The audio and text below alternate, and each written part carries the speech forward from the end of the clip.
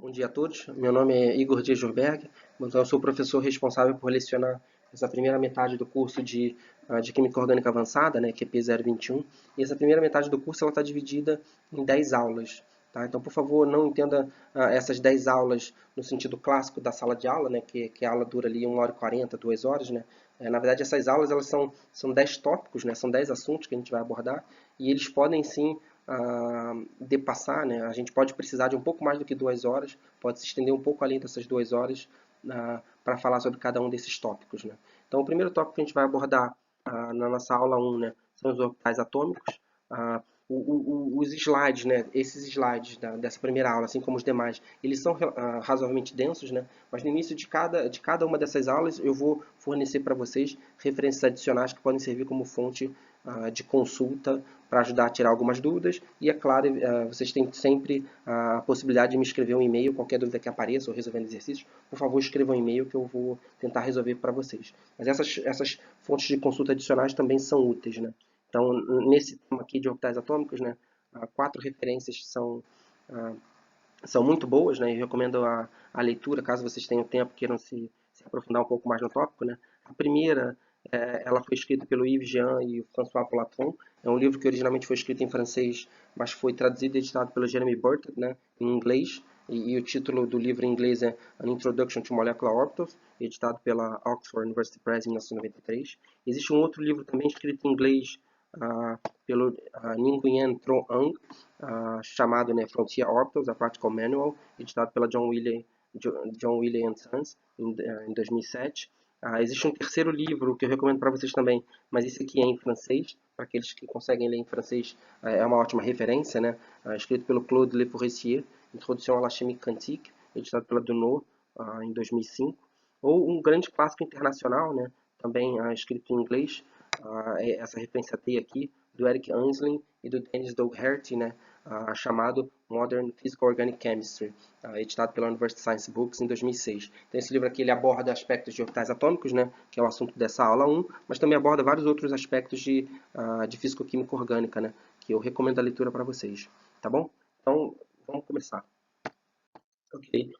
Então, começando a aula sobre esse tópico, né, a gente precisa introduzir para vocês alguns elementos de mecânica quântica. Né? E o princípio diretor da mecânica quântica é que, para todo sistema físico, né, a gente pode associar uma função de onda psi que vai conter ah, todas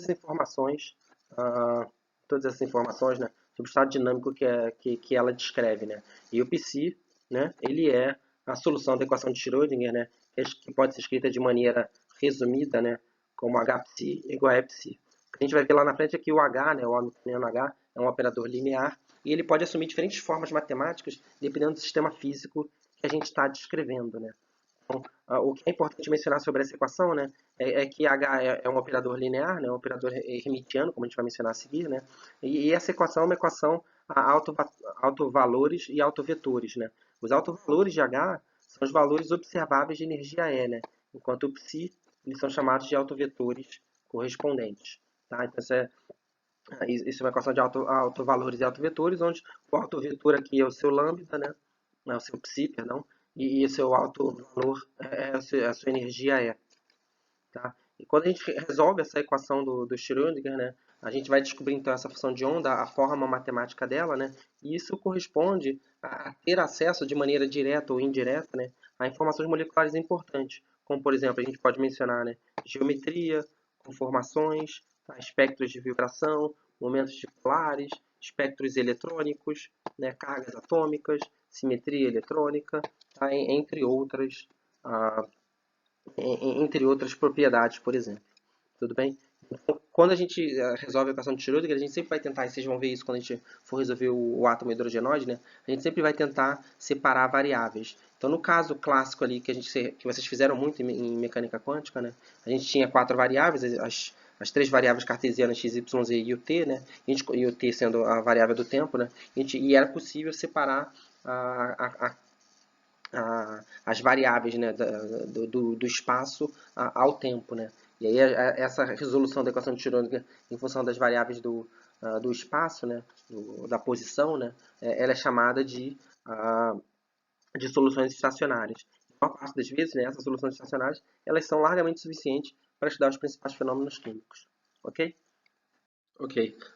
Então, agora a gente vai se interessar a discutir um pouco mais em detalhes, né, as propriedades das funções de onda psi e do Hamiltoniano H.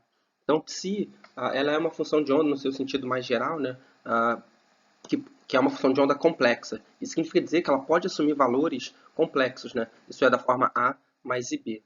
Tá? Por que eu estou falando isso? Porque quando a gente vai calcular o quadrado do módulo da função de onda, como está escrito aqui, né, a gente tem que então fazer o produto, né, do conjugado da função vezes a função. Tá? E aí o conjugado de um número complexo, nesse caso, né, dado o número complexo da forma A mais IB, vai ser igual a A menos IB. Tá? Então, no seu sentido mais geral, o quadrado do módulo de uma função de onda, como está descrito aqui, né, ela vai ser igual à função conjugada vezes ela própria. E esse quadrado define uma densidade de probabilidade, né? Isso significa, né, que dá uma probabilidade, né, infinitesimal dp, né, de encontrar uma partícula em um espaço, em um volume infinitesimal também de tamanho dv, é dado pela expressão, né, dp igual ao quadrado do módulo da função de onda, né, vezes dv, conforme está escrito aqui nessa expressão matemática. Tudo bem? Então, o que é interessante, né, e a gente precisa ter em mente, né, é que para a gente poder manipular a função de onda psi matematicamente, é importante que essa função psi, né, tenha algumas propriedades, né, matemáticas. E uma delas é que é importante que ela seja, né, contínua e derivável.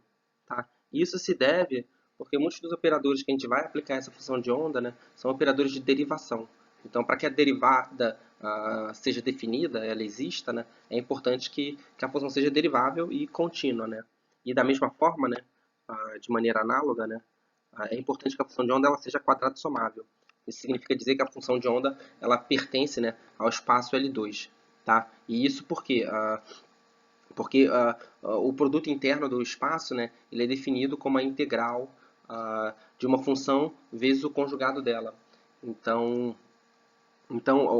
E a norma do espaço, né, ela é definida como a integral desse módulo ao quadrado da função de onda que a gente discutiu aqui. Tá? E aí, para que esses valores eles tenham existam, né, seja bem definido, é importante que esses valores sejam finitos. Tá? E daí decorre também o fato de que a função de onda pode ser normalizada, porque uma vez que a integral do módulo elevado ao quadrado é um valor finito, vamos dizer, um valor, por exemplo, n, né? A gente sempre pode depois dividir por n e a gente vai ter uma função que vai ser normalizada, né? Tá? E de fato, é isso que a gente faz sistematicamente, né? Todas as funções de ondas que a gente trabalha, elas são normalizadas, tá? E isso tem uma relação estreita com a definição de probabilidade, né? Porque, por exemplo, se a gente for calcular a probabilidade de encontrar uma partícula em todo o espaço do R3, por exemplo, né, a gente vai integrar a função de onda elevado ao quadrado, dv, né, por todo o espaço do R3, e aí a gente vai obter, nesse caso, uma probabilidade igual a 1, né? Tá? Porque em todo o espaço a probabilidade de você encontrar a partícula é igual a 1. Tá certo? Tá. Então agora falando um pouco sobre o Hamiltoniano, né? A gente viu, né? Vocês já viram no curso de mecânica quântica de vocês que o Hamiltoniano é um operador linear, tá? E ele também é um operador hermitiano, tá? Então quando a gente fala que o operador ele é hermitiano, significa dizer que eu vou botar aqui com cores diferentes, né? Que para todos os elementos U e V pertencentes, né, do L2, a gente tem que o produto interno, né, dado pelo operador H aplicado a U vezes V é igual a U vezes o operador H cruz, né, vezes V, né, conforme está, vamos dizer, sublinhado aqui. Tudo bem?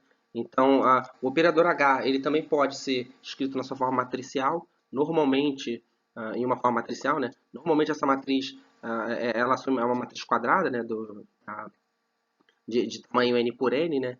E aí quando a gente fala em que a matriz H ela é hermitiana, significa dizer que H é igual a H cruz, tá? E H cruz é a notação matemática que a gente usa, né, para representar a matriz transposta conjugada. Então, os valores dessa matriz também podem ser números complexos, né? Então, sempre que a gente está falando de uma matriz que é o nosso hamiltoniano, né, significa dizer que ela é igual à sua transposta conjugada. tá certo? Então, um outro aspecto interessante de mencionar, né, é que, bom, essas funções de onda, né, o psi, são vetores de um espaço vetorial, né? Então, assim como no passado vocês viram que um vetor a duas coordenadas, por exemplo, x, y, pertence ao espaço R2, um vetor a três coordenadas, x, y, z, pertence ao espaço R3, né? Então, um vetor a n coordenadas pertence ao espaço Rn, né? As funções também podem ser vistas como vetores, né? Só que vão pertencer a espaços vetoriais apropriados correspondentes. Tá? Então, de uma maneira geral, né, o teorema espectral, né, ele fala, né, que considerando uma base ortonormal do nosso espaço, né, que é dada, por exemplo, por elementos o 1, o 2, o n, do L2, que são autovetores de H, né? Tá? Isso significa, então, que o H pode ser escrito na sua forma diagonal, né? H pode ser diagonalizada, tá? Né? Nessa base, e aí todos os autovalores que a gente vai obter são reais, né? E os valores da diagonal desse hamiltoniano vão corresponder, então, às energias associadas a esses vetores, né? O 1, o 2, o 3, etc., o n. Tá certo? Ok, né? Então, agora a gente vai se interessar por resolver a equação de Schrödinger para os átomos hidrogenoides, né? Ah, né? Repetindo aqui a expressão do slide anterior, né? Hψ igual a Psi, tá? E a definição de átomos hidrogenoides, né? A gente pode mencionar aqui, pode escrever no slide para vocês, né? É que esse átomo hidrogenoide, ele é composto, né? Átomos hidrogenoides, né? Por definição, são compostos por um núcleo de carga mais E, tá? Onde Z é o número de prótons, né? E mais E é a carga de cada um desses prótons, tá? E a gente sabe, né? Vocês já viram em cursos anteriores, né? Senão a gente relembra aqui, a carga do próton, ela é o mesmo valor absoluto, mas sinal oposto à carga do elétron. Então, se a carga do próton é mais E, a carga do elétron é dada por menos E. Né? Então, o elétron aqui tem carga menos E. Tá? Então, o que é importante notar é que esse E, essa letra que a gente está usando aqui para representar a carga do elétron, menos E, né? Ela tem um valor numérico conhecido. Né? A gente só está usando a letra porque é mais fácil você resolver a expressão em termos da letra, e no final, se você quiser fazer as contas, é só substituir os valores numéricos associados a cada uma das letras, né? E essa carga do elétron, né, então, ela é bem conhecida, a carga menos E, né, onde E é 1,602 vezes 10 a menos 19 coulombs, né, onde o elétron vai ser negativo e a carga do próton vai ser positiva. Se tem Z prótons, você vai ter uma carga do núcleo ali de mais E. E aí o hamiltoniano desse sistema, né, que a gente vai começar a detalhar ele aqui, e aí vocês precisam usar esse conhecimento anterior no curso de mecânica quântica de vocês, né? Vai ser dado por menos h barra ao quadrado sobre 2 vezes a massa do núcleo vezes o gradiente ao quadrado, né? O gradiente ao quadrado que é igual ao laplaciano, depois a gente vai discutir um pouco mais vamos dizer, a expressão matemática associada a ele, né? Dependendo das variáveis que a gente considere, né? Então, e o termo cinético associado ao elétron, tá? Que nesse caso é de maneira análoga, né? Dado por menos h barra ao quadrado sobre 2 vezes a massa do elétron, né? Vezes o gradiente ao quadrado, tá? A massa do núcleo ela é representada com emissão, Nzinho, porque a massa do núcleo ela é bem superior à massa do elétron, né? E aí nesse caso a massa do elétron é representada por Mzinho de E, tudo bem? E aí a gente tem então um terceiro termo aqui associado, né? Que é menos 1 sobre 4π epsilon zero, onde epsilon zero é a constante de permissividade no vácuo, z é ao quadrado dividido por r. Então, esse primeiro termo aqui a gente vai mostrar para vocês é o termo de energia cinética associado ao núcleo, o segundo é o termo de energia cinética associado ao elétron, e esse terceiro aqui é um termo de energia potencial devido à interação de núcleo e elétron. Né? E ele é familiar quando vocês estudaram eletromagnetismo, né? Você tinha duas cargas ali, Qzão e Qzinho, a interação entre essas duas cargas é dada por K, Qzão, Qzinho sobre a distância, né? Então, explicitando matematicamente o K, né, a sua constante, ela é 1 sobre 4π epsilon zero, né? E o seu Qzão é mais E, como a gente já mencionou aqui, e seu Qzinho é menos E. Então aí você obtém exatamente a mesma expressão que vocês já tinham sido apresentados, né, nas aulas de eletromagnetismo.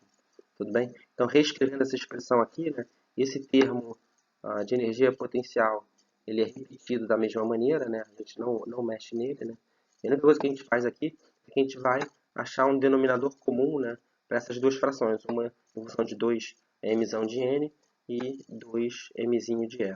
Nesse caso, né, o denominador comum seria 2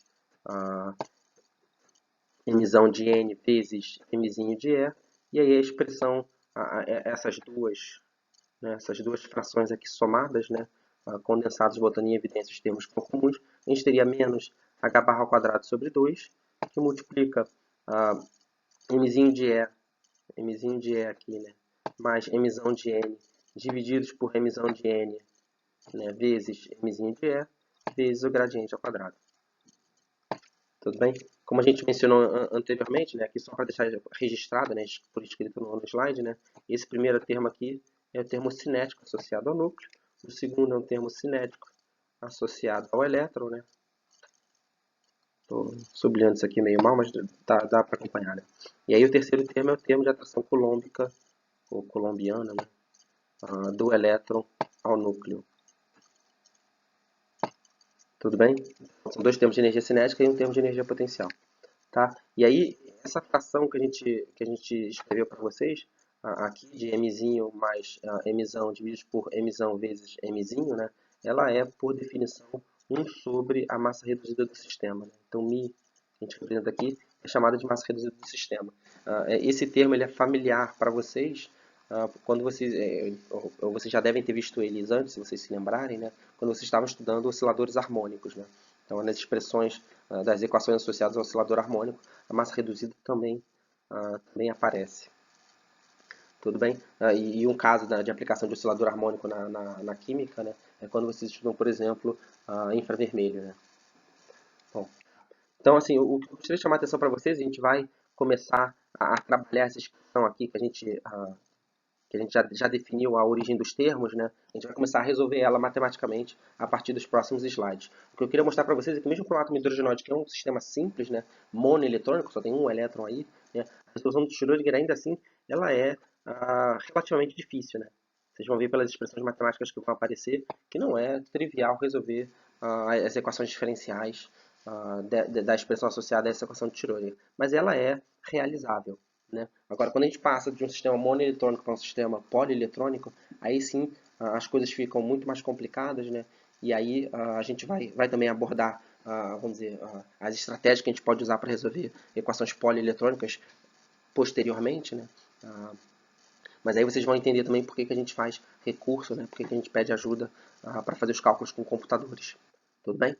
Beleza. Ok. Então agora a gente vai se interessar em resolver a equação de Schrödinger para átomos hidrogenóides. E para a gente poder fazer isso, né, a gente precisa trocar coordenadas. Né? A gente vai então trocar as coordenadas cartesianas para as coordenadas esféricas. E isso é importante, né, é imprescindível nesse caso, porque com as coordenadas cartesianas a gente obtém termos cruzados, né, termos que variam em mais de uma variável, né? O produto XY ou YZ. E aí a gente não consegue separar as variáveis. Como a gente vai se interessar, vai procurar as soluções que a gente consegue separar as variáveis, né? Para que essa solução possa ser encontrada manualmente, né? A gente é obrigado a trocar as coordenadas para as coordenadas esféricas, porque aí sim a gente vai ver, e vocês vão ver lá na frente, né, conforme a gente vai fazendo isso, né, que aí sim a gente consegue realmente separar as variáveis, tá? As coordenadas, né? Tá? Então é extremamente importante fazer isso para que a gente possa resolver a equação manualmente. Tudo bem? Então, pensando nas coordenadas, né, cartesianas x, y e z, né, a gente vai agora trocar elas, né, vai reescrever essas coordenadas em função de novas três coordenadas, né, r, θ e φ, né, onde r varia de 0 a infinito, θ varia de 0 a π e φ varia de 0 a 2π.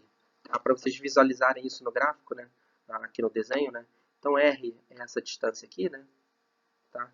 Então imagina que há um r fixo e variando θ e φ, você consegue definir uma esfera. Então você pode ter uma série de esferas ali concêntricas, né, com raio variando de 0 a infinito. A gente consegue então cobrir todo o espaço tridimensional. Tá? Ou de outra maneira, né, falando com outras palavras, né, então R é essa distância que a gente mencionou, que pode variar de 0 a infinito. O θ é esse ângulo medido a partir do eixo Z, né, que pode variar, né, até π radianos, ou 180 graus. Né? Ele corresponde à abertura, né, desde daqui do eixo Z até, vamos dizer, né, a sua abertura de 180 graus, correspondendo aos pontos, né, de valores menos Z, né, negativos de Z. Tudo bem? E os valores que φ podem assumir, né, φ corresponde à abertura, né, do ângulo a partir do eixo X, né, mas aí considerando uma volta de 360 graus ou 2π radiano. Né? Tá? Então percebam que se a gente pegar essa distância R aqui, né, e de novo, né, pegar essa distância R aqui, que define a distância desse ponto à origem, né, se a gente fizer R variar de 0 a infinito, θ de 0 a π radianos, como a gente mencionou, né, aqui, e φ de 0 a 2π radianos, né, também como a gente já mencionou, né, a gente consegue então descrever qualquer ponto do espaço. Tudo bem? Ok. Tá. Então vou apagar isso aqui porque o desenho já estava um pouco poluído, né? E a gente vai agora se interessar a justamente como é que a gente faz essa mudança de coordenadas. Então Z, né? Z pode ser escrito como R cosseno θ. Z é essa distância aqui, né? Se vocês olharem o desenho, né? Tá? Z corresponde a essa projeção, né? Corresponde a essa projeção da distância R, né? Dessa distância R aqui, no eixo Z. Tá? E essa distância Z aqui, né? Tá? Ela provém da própria definição de cosseno de θ. Né? Porque cosseno de θ, né, é o cateto adjacente sobre a hipotenusa. Né? Cosseno de θ vai ser dado por Z dividido sobre R. Então, você passa multiplicando, você obtém que Z é igual a R cosseno θ. Tá? Então, agora se interessando a outras projeções, né, a gente vai se interessar agora na projeção... vai se interessar a projeção dessa distância R no eixo X, né, que corresponde a essa distância que eu estou marcando aqui. E essa distância a gente obtém, né, via uma dupla projeção. A primeira projeção da distância R, né, a gente tem que avaliar, né, é a distância obtida aqui, marcada agora, né, que é a projeção da distância R no plano XY. E aí vocês já viram isso várias vezes, vocês já fizeram isso várias vezes em cálculo, né, nas aulas de trigonometria, né. Essa projeção da distância R no plano XY é dado por R seno de θ.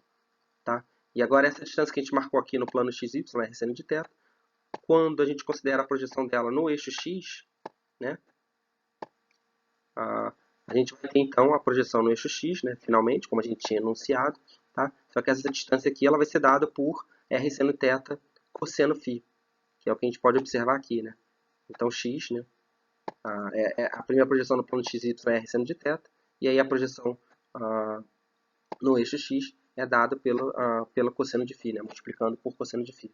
E de maneira análoga, né, a projeção dessa, um novo triângulo retângulo que a gente obtém, né, a projeção dessa distância aqui, R seno de θ, no eixo Y, né, essa distância agora no eixo Y vai corresponder a R seno de θ, seno de φ. Né, conforme vocês podem ver aqui, né, R seno de θ, seno de φ. Tudo bem? E aí, bom, nos cálculos, né, para a gente poder integrar as funções em função das coordenadas esféricas, né, a gente precisa ser capaz, então, de calcular, né, o valor de dv, onde dv, né, essa diferencial de volume, ela é igual ao múltiplo, né, dx vezes dy vezes dz, né, e ela é igual a r ao quadrado seno de θ, né, dr dθ dφ. E esse valor r ao quadrado seno de θ, né, ele é um módulo do determinante da sua matriz jacobiana, né? E que a gente chama ele simplesmente de jacobiano. Então, isso vocês podem consultar o livro de cálculos de vocês, não sei se vocês se lembram, né? Tá? Mas esse é o valor jacobiano quando você faz justamente essa mudança de coordenadas, das coordenadas cartesianas para as coordenadas esféricas. Tá? Senão eu aconselho vocês, se vocês não lembrarem, estiverem curiosos e interessados para verificar esse valor, né, por favor, consultem o livro de cálculo de vocês. Tudo bem? Agora a gente vai se interessar por calcular o gradiente ao quadrado. Né? O gradiente ao quadrado é igual ao laplaciano, né, conforme está marcado aqui. E nas coordenadas cartesianas, né, ela tem uma expressão simples, né, marcada aqui, que corresponde a derivada parcial ao quadrado em função de x mais a derivada parcial ao quadrado em função de y, mais a derivada parcial ao quadrado em função de z. Tá? E aí, em coordenadas esféricas, né, esse Laplaciano assume essa expressão mais complexa aqui, que eu estou marcando aqui para vocês. Tá? A gente vai ser obrigado a fazer um salto, né? Não tem como a gente abrir todas as contas nos mínimos detalhes aqui, mas o que eu sugiro para vocês, se vocês estiverem interessados em acompanhar, né, como é que essa expressão aqui do Laplaciano em coordenadas cartesianas se transforma nessa expressão aqui do Laplaciano em coordenadas esféricas, né? Aqui vocês têm um link, né, de uma referência, né, aqui embaixo, né?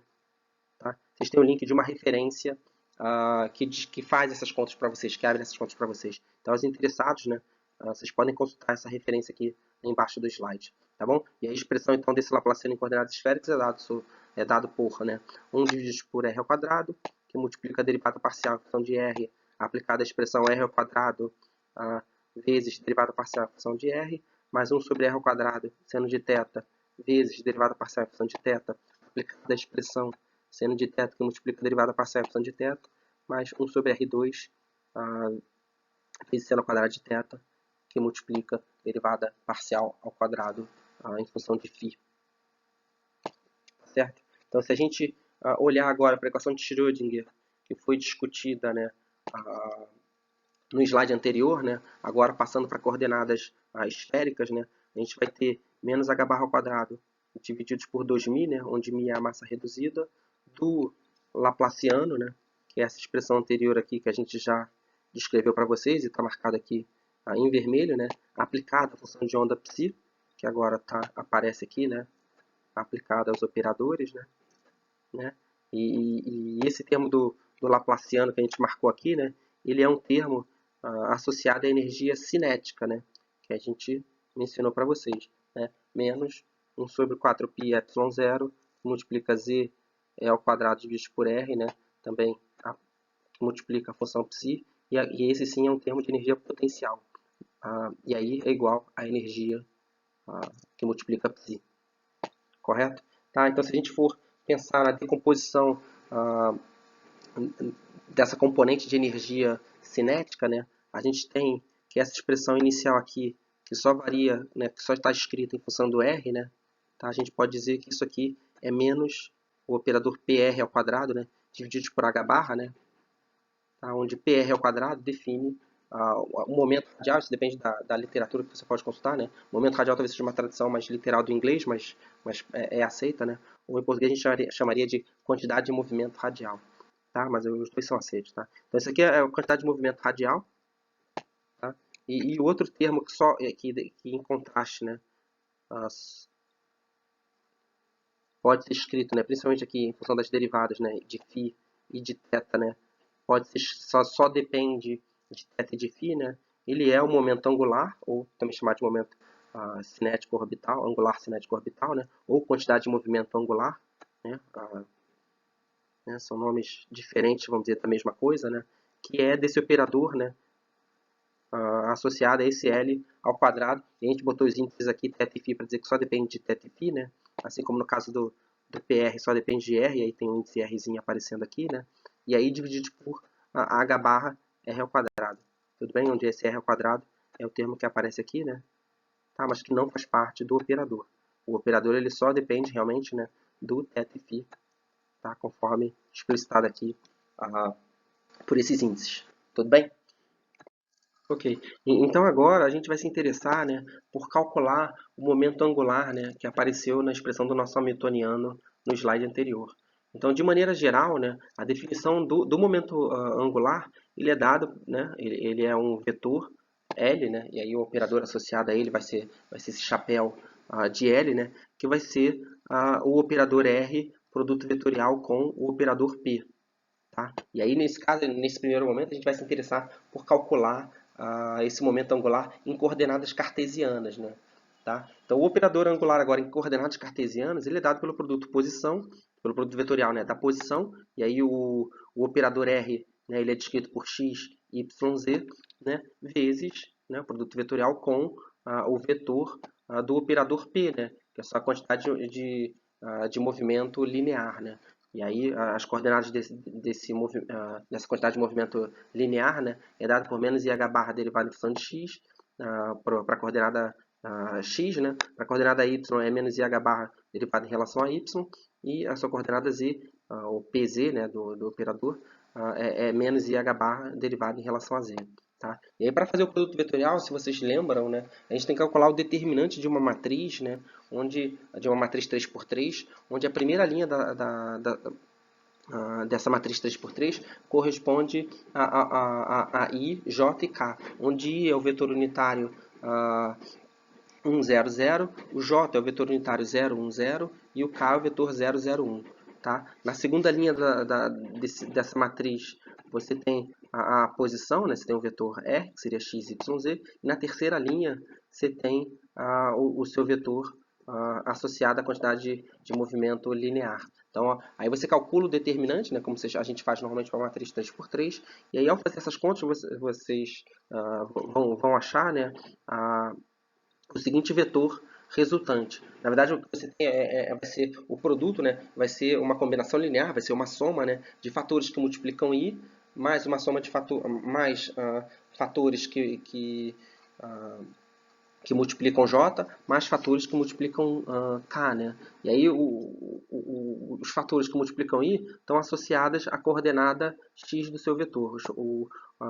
Os fatores que multiplicam J estão associados às coordenadas Y do seu vetor. E os fatores que multiplicam o vetor K, né, estão associados às coordenadas Z do seu vetor. E o vetor resultante, né, é dado por essa expressão aqui, menos IH barra, né, em evidência, que multiplica então a y, a derivada parcial em função de z, menos z, derivada parcial em função de y. Para a coordenada y, né, a gente vai ter então z que multiplica a derivada parcial em função de x, menos x, derivada parcial em função de z. E para a coordenada z a gente vai ter x, derivada parcial em função de y, né, menos y, derivada parcial de x.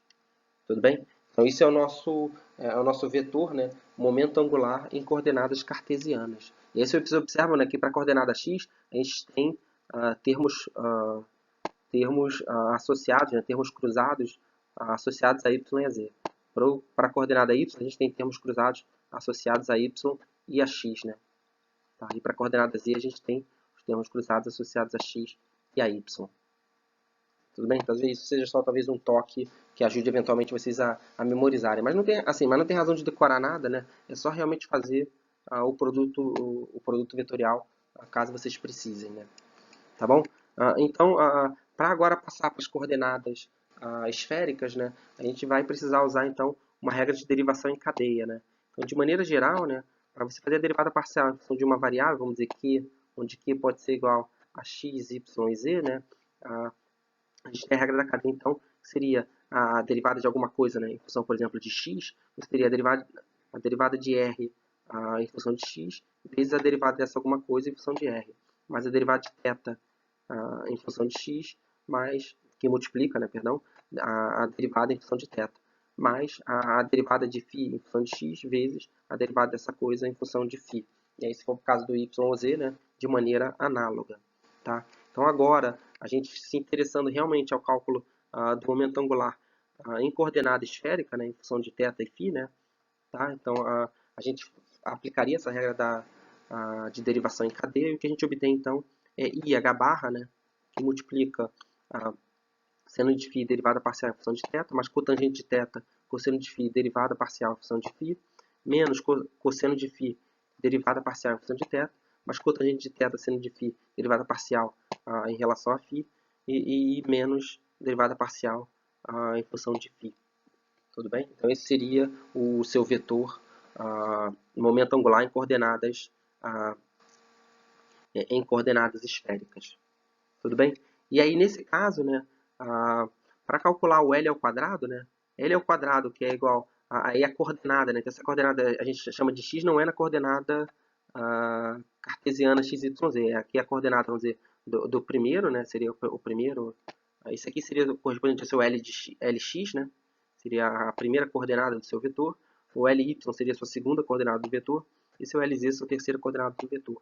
Então, o seu L ao quadrado é dado pela soma, né, de Lx ao quadrado mais Ly ao quadrado mais Lz ao quadrado. Então, para calcular isso, né, o que a gente teria que fazer é pegar esse primeiro termo aqui e elevar ao quadrado mais pegar o segundo termo elevado ao quadrado mais o terceiro termo elevado ao quadrado. E a gente chegaria então à expressão, né, menos h barra ao quadrado, que multiplica 1 sobre seno de θ, tá, que multiplica, né, a derivada parcial em função de θ aplicada ao produto seno de θ, a derivada parcial em função de θ, mais 1 sobre seno ao quadrado de θ, que multiplica, né, derivada parcial ao quadrado, né, de φ. Tudo bem? E aí é interessante se vocês notarem, né, esse termo aqui, L ao quadrado, né, é o termo que a gente tinha destacado ali no hamiltoniano, né? Tudo bem? Exatamente o mesmo termo. Daí a gente identifica essa identidade, né? Então, só mostrando para vocês as contas, né? Qual é a origem delas, tá? Nesse caso, a gente podendo abrir um pouco. Tudo bem? Ok. Então, agora, né? Agora a gente vai se interessar, né? Por resolver a equação de Schrödinger, né? Em coordenadas polares, né? Cuja estrutura, né? Cuja igualdade é essa aqui, né? Que a gente já tinha deduzido anteriormente. Tá? Então, a gente vai procurar soluções para essa igualdade, né? Que são funções de ondas psi, de rzinho, θ e φ, né? Da forma nzão, onde n é uma nzão, n, né? Que é uma constante de normalização, né? E uma função rzão de rzinho, tá? E yzão de θ e φ, né? A gente vai separar variáveis, né? Aqui uma componente radial, que só depende de rzinho, né? E uma componente angular, mas aí que depende ainda dos dois ângulos, θ e φ, tá? Isso em um primeiro momento, né? Tá? Então, usando essa anotação, né? Agora eu não vou explicitar os parênteses o tempo todo, então de maneira mais simplificada, psi igual a nzão, rzão e yzão, e multiplicando a expressão anterior por menos 2.000 sobre n, que multiplica h barra ao quadrado, né? A gente já começa a reescrever a estrutura, né? Cortando o h barra aqui da frente, cortando o 2.000 aqui da frente, menos com menos dá mais também, né? E aí o que aparece, né, uma vez que a gente está multiplicando, é que vai aparecer aqui, né, a gente pode imaginar, então só para facilitar a minha escritura, que o E igual a psi a gente vai passar para o lado de cá, então vai ficar menos E psi, e aí como a gente está multiplicando tudo por menos 2.000 dividido por n h barra ao quadrado, né, a gente vai botar esse termo aqui, né, tudo em evidência, né, e vai multiplicar esse termo aqui, né, todo esse termo aqui sendo multiplicado. Aqui apareceu um sinal de vezes, está meio horroroso, mas, né, o que a gente está fazendo é isso, né, multiplicando por 2.000, tá, dividido por h barra ao quadrado. Eu nem mostrei o nzão, o n que é esse termo aqui, né, porque todos os termos da nossa equação, eles possuem psi, né, tá? Todos os termos estão com psi. Então, quando a gente dividir o nzão, né, a gente não vai nem tomar psi aqui e psi aqui. Então, a gente já cortando o nzão não tem nenhuma consequência para a resolução da nossa equação, então não atrapalha nada. Então, quando a gente passar o termo, né, psi para cá, vai ficar menos psi, e aí tudo isso vai estar sendo multiplicado, né? Esse é um vezes que está meio feio, estou tentando melhorar aqui, mas de 2.000 sobre h barra ao quadrado, né? Opa, faltou o quadrado aqui, né? Que foi o que a gente descreveu aqui, né? E aí é menos, né? Menos com menos vai ficar mais. O E que passa para cá, ele vai ficar com sinal menos, né? Mas aí também vai dar um sinal mais. E aí o que a gente obtém aqui, então, é mais, né? 2.000 sobre h barra ao quadrado, né? Que multiplica justamente o E, que passou para esse lado aqui, mais 1 sobre 4π ε0, né? Que multiplica z ao quadrado sobre r. E aí a nossa função de onda, todos eles estão, todos esses termos anteriores aqui, está em função de psi, está em função de psi, onde a gente está reescrevendo agora psi como r, rzão e yzão, né? Então esse termo aqui da nossa igualdade, dessa nova equação, né? Ele está explicado. Tá? O que eu preciso explicar ainda para vocês, para que vocês possam acompanhar de perto, né? É isso, né? Quando a gente multiplicou por 2.000 nzão a h barra ao quadrado, a gente cortou os termos iniciais. Então o que falta agora considerar é que ao escrever essa nova função de onda, né? Psi igual a n rzão, yzão, o psi aqui, né, ele vai ser escrito como rzão. Opa, esse rzão também ficou feio. Rzão, yzão, mas só rzão depende de rzinho. Então o yzão é uma constante que a gente pode colocar para fora, né? De maneira análoga aqui, né, a gente também o psi aqui igual a rzão, yzão. Só que agora, y depende de θ. O r aqui só depende de r e pode ser colocado para fora, né? Tá? E aqui de maneira análoga também, né? Você tem o psi, que é r, y, só y depende de φ, então o r ele pode ser colocado para fora. E aí vocês observam então, né, que a gente vai ter então aqui só o y, né, da primeira expressão veio para fora. Então isso aqui descreve o y observado aqui, né? O resto é igual, né? R ao quadrado, né? Depois, aqui como tem derivada parcial em função de r, né? Tá? Mas a gente aplicado a r ao quadrado e a derivada parcial, né? Aí vai sobrar o r derivada em função de r. Como r só depende de r, né? Aqui a gente não precisa de uma derivada parcial, a gente pode escrever como uma derivada simples, né? Tá? Mas percebam que essa expressão aqui ela é idêntica à expressão anterior. Tá? E aí que a gente tem então o r na expressão seguinte, né? Que foi para fora, a gente vai ter o r então, r aqui, né? Divididos por r ao quadrado seno de θ, r ao quadrado seno de θ, derivada parcial em função de θ, derivada parcial em função de θ, da expressão seno de θ, agora derivada parcial de y em função de θ, né? Seno de θ, derivada parcial de y, né? Em função de θ. E aqui é a mesma coisa, né? O r veio para fora, a gente vai ter então nosso r aqui, divididos por r ao quadrado seno ao quadrado de θ, que é a mesma coisa aqui, né? R ao quadrado seno ao quadrado de θ, e a derivada parcial ao quadrado de... agora, como o r foi para fora, a gente vai ter só o y, né? A gente vai ter aqui o y, a derivada ao quadrado de y em função de φ, né? Derivada ao quadrado de y em relação a φ, e depois o termo de soma que a gente discutiu anteriormente, né? Então, com isso, vocês conseguem ver, né, que realmente essa expressão que a gente obtém aqui, né, é a mesma da anterior, dada essas operações matemáticas que a gente descreveu. Tudo bem? Então, o que a gente vai fazer agora, eu vou limpar a expressão anterior, que eu vou também demonstrar o que a gente vai fazer a seguir em cima dela. Tá? Então, a nossa ideia, então, quer dizer, para tentar simplificar um pouco mais agora, então, é multiplicar a expressão anterior por r ao quadrado e dividir por r e y. Tá? Então, começando dividindo por r e y, né? Se a gente divide por r e y, seria botar r e y aqui. Né? Y aparece em cima, aparece embaixo, a gente corta. Né? Aqui também, né, aparece r y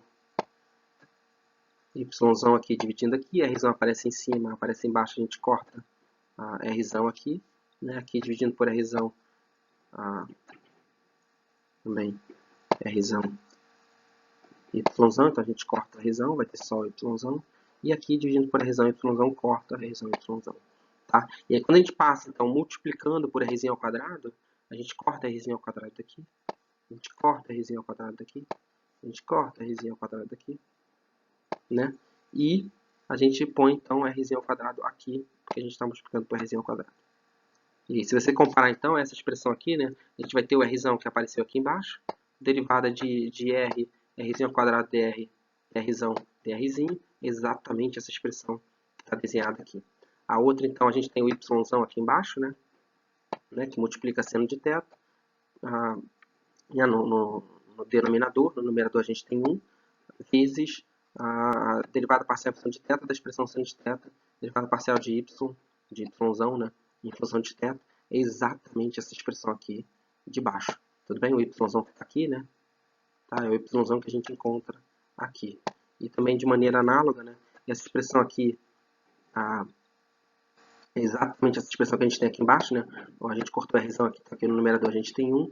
Aqui a gente sobrou y na expressão anterior, que é o y que a gente encontra aqui, seno ao quadrado de θ, e derivada segunda, né, de y em função de φ, derivada segunda de y em função de φ, mais o termo, né, 2.000 r ao quadrado dividido por h barra ao quadrado, 2.000 r ao quadrado dividido por h barra ao quadrado, multiplicar e mais 1 sobre 4π ε0, z ao quadrado sobre r, que é exatamente o que a gente tem aqui, né, é da energia, mais 1 sobre 4π ε0, que multiplica z elevado ao quadrado sobre r, igual a zero. Tá? Então, com isso, a gente consegue obter essa expressão que está escrita aqui embaixo. O que vocês podem notar, conforme eu marquei aqui em duas cores diferentes, né, vermelho e azul, isso não foi sem razão, né, é que se vocês olharem, Esse termo aqui que está em vermelho, ele só está em função de Rzinho e Rzão, né? Tá? O outro termo em vermelho também, que está aqui desse lado, né? Ele também só está em função de Rzinho. Tá? E o termo em azul, ele só está em função de θ e φ, né? Ou a função associada a θ e φ. Tá? Então, como são variáveis independentes, né? Para que as funções que dependam delas se anulem, né, para qualquer ponto, né, r, θ e φ, tá? Significa dizer então que a expressão, né, a soma que está em vermelho, ela tem que ser igual a uma constante e esse termo aqui que está em azul, né, ele tem que ser igual a menos uma constante para que eles possam se anular a todo ponto, né, rzinho, θ e φ. Tudo bem? Então, reescrevendo a expressão anterior, né, com os termos marcados em vermelhos, que só depende de Rzinho, e o termo marcado em azul, que só depende de θ e φ, né, a gente pode separar elas, né, onde agora a equação que depende de θ e φ marcada em azul vai ser igual à nossa a constante, né, menos azão, e como depende de θ e φ são dois ângulos, a gente chama de equação angular, e a equação que depende só de Rzinho, né, vai ser igual a mais azão, e como Rzinho representa um raio, né, essa equação é chamada de equação radial. Bom, então, resolvendo essa equação angular, né, a expressão em azul que a gente comentou no slide anterior, para ela ser igual para essa expressão em azul aqui ser igual à expressão em vermelho radial, que a gente definiu sendo igual a mais azão, ela tem que ser igual a menos azão, para que em todo ponto elas possam se anular e cumprir com aquela igualdade que é a soma da zero, né? Então, agora a gente está tentando resolver essa equação aqui de y, né? Y que é escrito em função de duas variáveis, θzinho e φzinho, e a gente vai tentar de novo reescrever essa função como o produto de duas funções agora, né? Uma função θzão que só depende de θzinho e uma função φzão que só depende de φzinho, né? E aí então nesse caso, né, a sua derivada parcial aqui de yzão, o yzão vai ser escrito como θzão e φzão, né? O θzão ele depende do θzinho, então o θzão ele vai permanecer na derivada parcial, mas o φzão ele pode ser isolado, né? Ele pode ser passado como se fosse uma constante para fora, e aí o yzão aqui, né? O yzão que é θzão e φzão, né? Vamos dizer, por essa separação de variáveis que a gente está buscando. Então o φzão passa para fora, ele vai cortar com esse φzão aqui, né? E o que sobra na expressão, então, é o θzão mostrado aqui. Então você vai ter 1 sobre θzão, seno de θ, né, que está aqui, também aparece aqui. A derivada, como agora essa derivada agora, o y, a função θzão, a função θzão aqui, né, essa função θzão só depende de θzinho, essa derivada parcial aqui se torna uma derivada simples, né? A gente pode então derivar θzão em função de θzinho. Essa expressão aqui é 1 sobre seno de θ, o seno de θ que está aqui fora, e aí o seno de θ que está aqui dentro, repete aqui dentro, né? E aí sobrou o θzão aqui que a gente mencionou, né? E esse θzão vai ficar aqui do lado do θ. Tá? E aí a expressão de novo aqui é a mesma coisa, né? Y vai ser igual a θzão φzão, né? Sabendo que o seu y aqui também é θzão φzão, né? Só que agora φzão é em função de φzinho. Então agora, né, o φzão vai ficar nessa derivada e quem vai para fora dessa vez, né, é o θzão. O θzão passa como constante para fora e aí você pode cortar θzão aqui do lado de fora com θzão desse lado aqui. Você vai ter então o φzão que sobra do lado de fora. Então você vai ter 1 sobre seno ao quadrado de θ, que é a mesma coisa do outro termo, né, derivada ao quadrado de φzão de φ ao quadrado, que é o que sobra aqui, né, que é esse termo φzão aqui, né, está sendo derivado duas vezes, e o menos a que passou para cá, né, e agora vai ficar mais a que está aqui, igual a zero. Tá? Então, o que a gente pode fazer é que agora a gente pega essa expressão anterior, multiplica ela por seno ao quadrado, né? Então, seno ao quadrado multiplicado por seno de θ, você corta o seno aqui, e você vai ter, então, só seno de θ no numerador. O resto é tudo igual, né? Você vai ter dividido por θzão, derivada em função de θzinho, seno de θ, dθ, que é o derivado de θzão, dθ, que é o que está aqui, né? Então, esses termos aqui são idênticos, né? O azão aqui, né, multiplicando por seno ao quadrado de θ, vai dar origem a esse termo aqui, que está em verde, eu já explico para vocês, né? Vocês já podem suspeitar, baseado na analogia com o que a gente fez no caso anterior. E esse termo aqui, né, em função de fisão, em função de derivada parcial de φzinho, né, multiplicando por seno ao quadrado, né, de θ, a gente corta esse seno ao quadrado de θ aqui, e esse termo aqui vai parar aqui, né, sendo um de fisão, que é o termo que está aqui em cima, né, e derivada ao quadrado de, de fisão, que é o termo que a gente encontra aqui embaixo, né? E essa soma dá igual a zero, né? Então, o que a gente observa aqui nesse caso é que você tem, então, de novo, uma expressão que só apresenta em função da variável θzinho, e depois uma expressão aqui que só é em função da variável φzinho. Para elas serem igual o tempo todo, é o mesmo argumento que a gente usou no caso da equação radial e a angular, né? Que a gente comentou, as expressões vermelho e azul anteriores. Agora, no caso verde e amarelo, né? Para eles serem iguais o tempo todo, de novo, né? Essa equação verde aqui ela tem que ser igual a uma certa constante, e a equação amarela aqui ela tem que ser igual a menos essa constante, para que a soma seja igual a zero em todo ponto.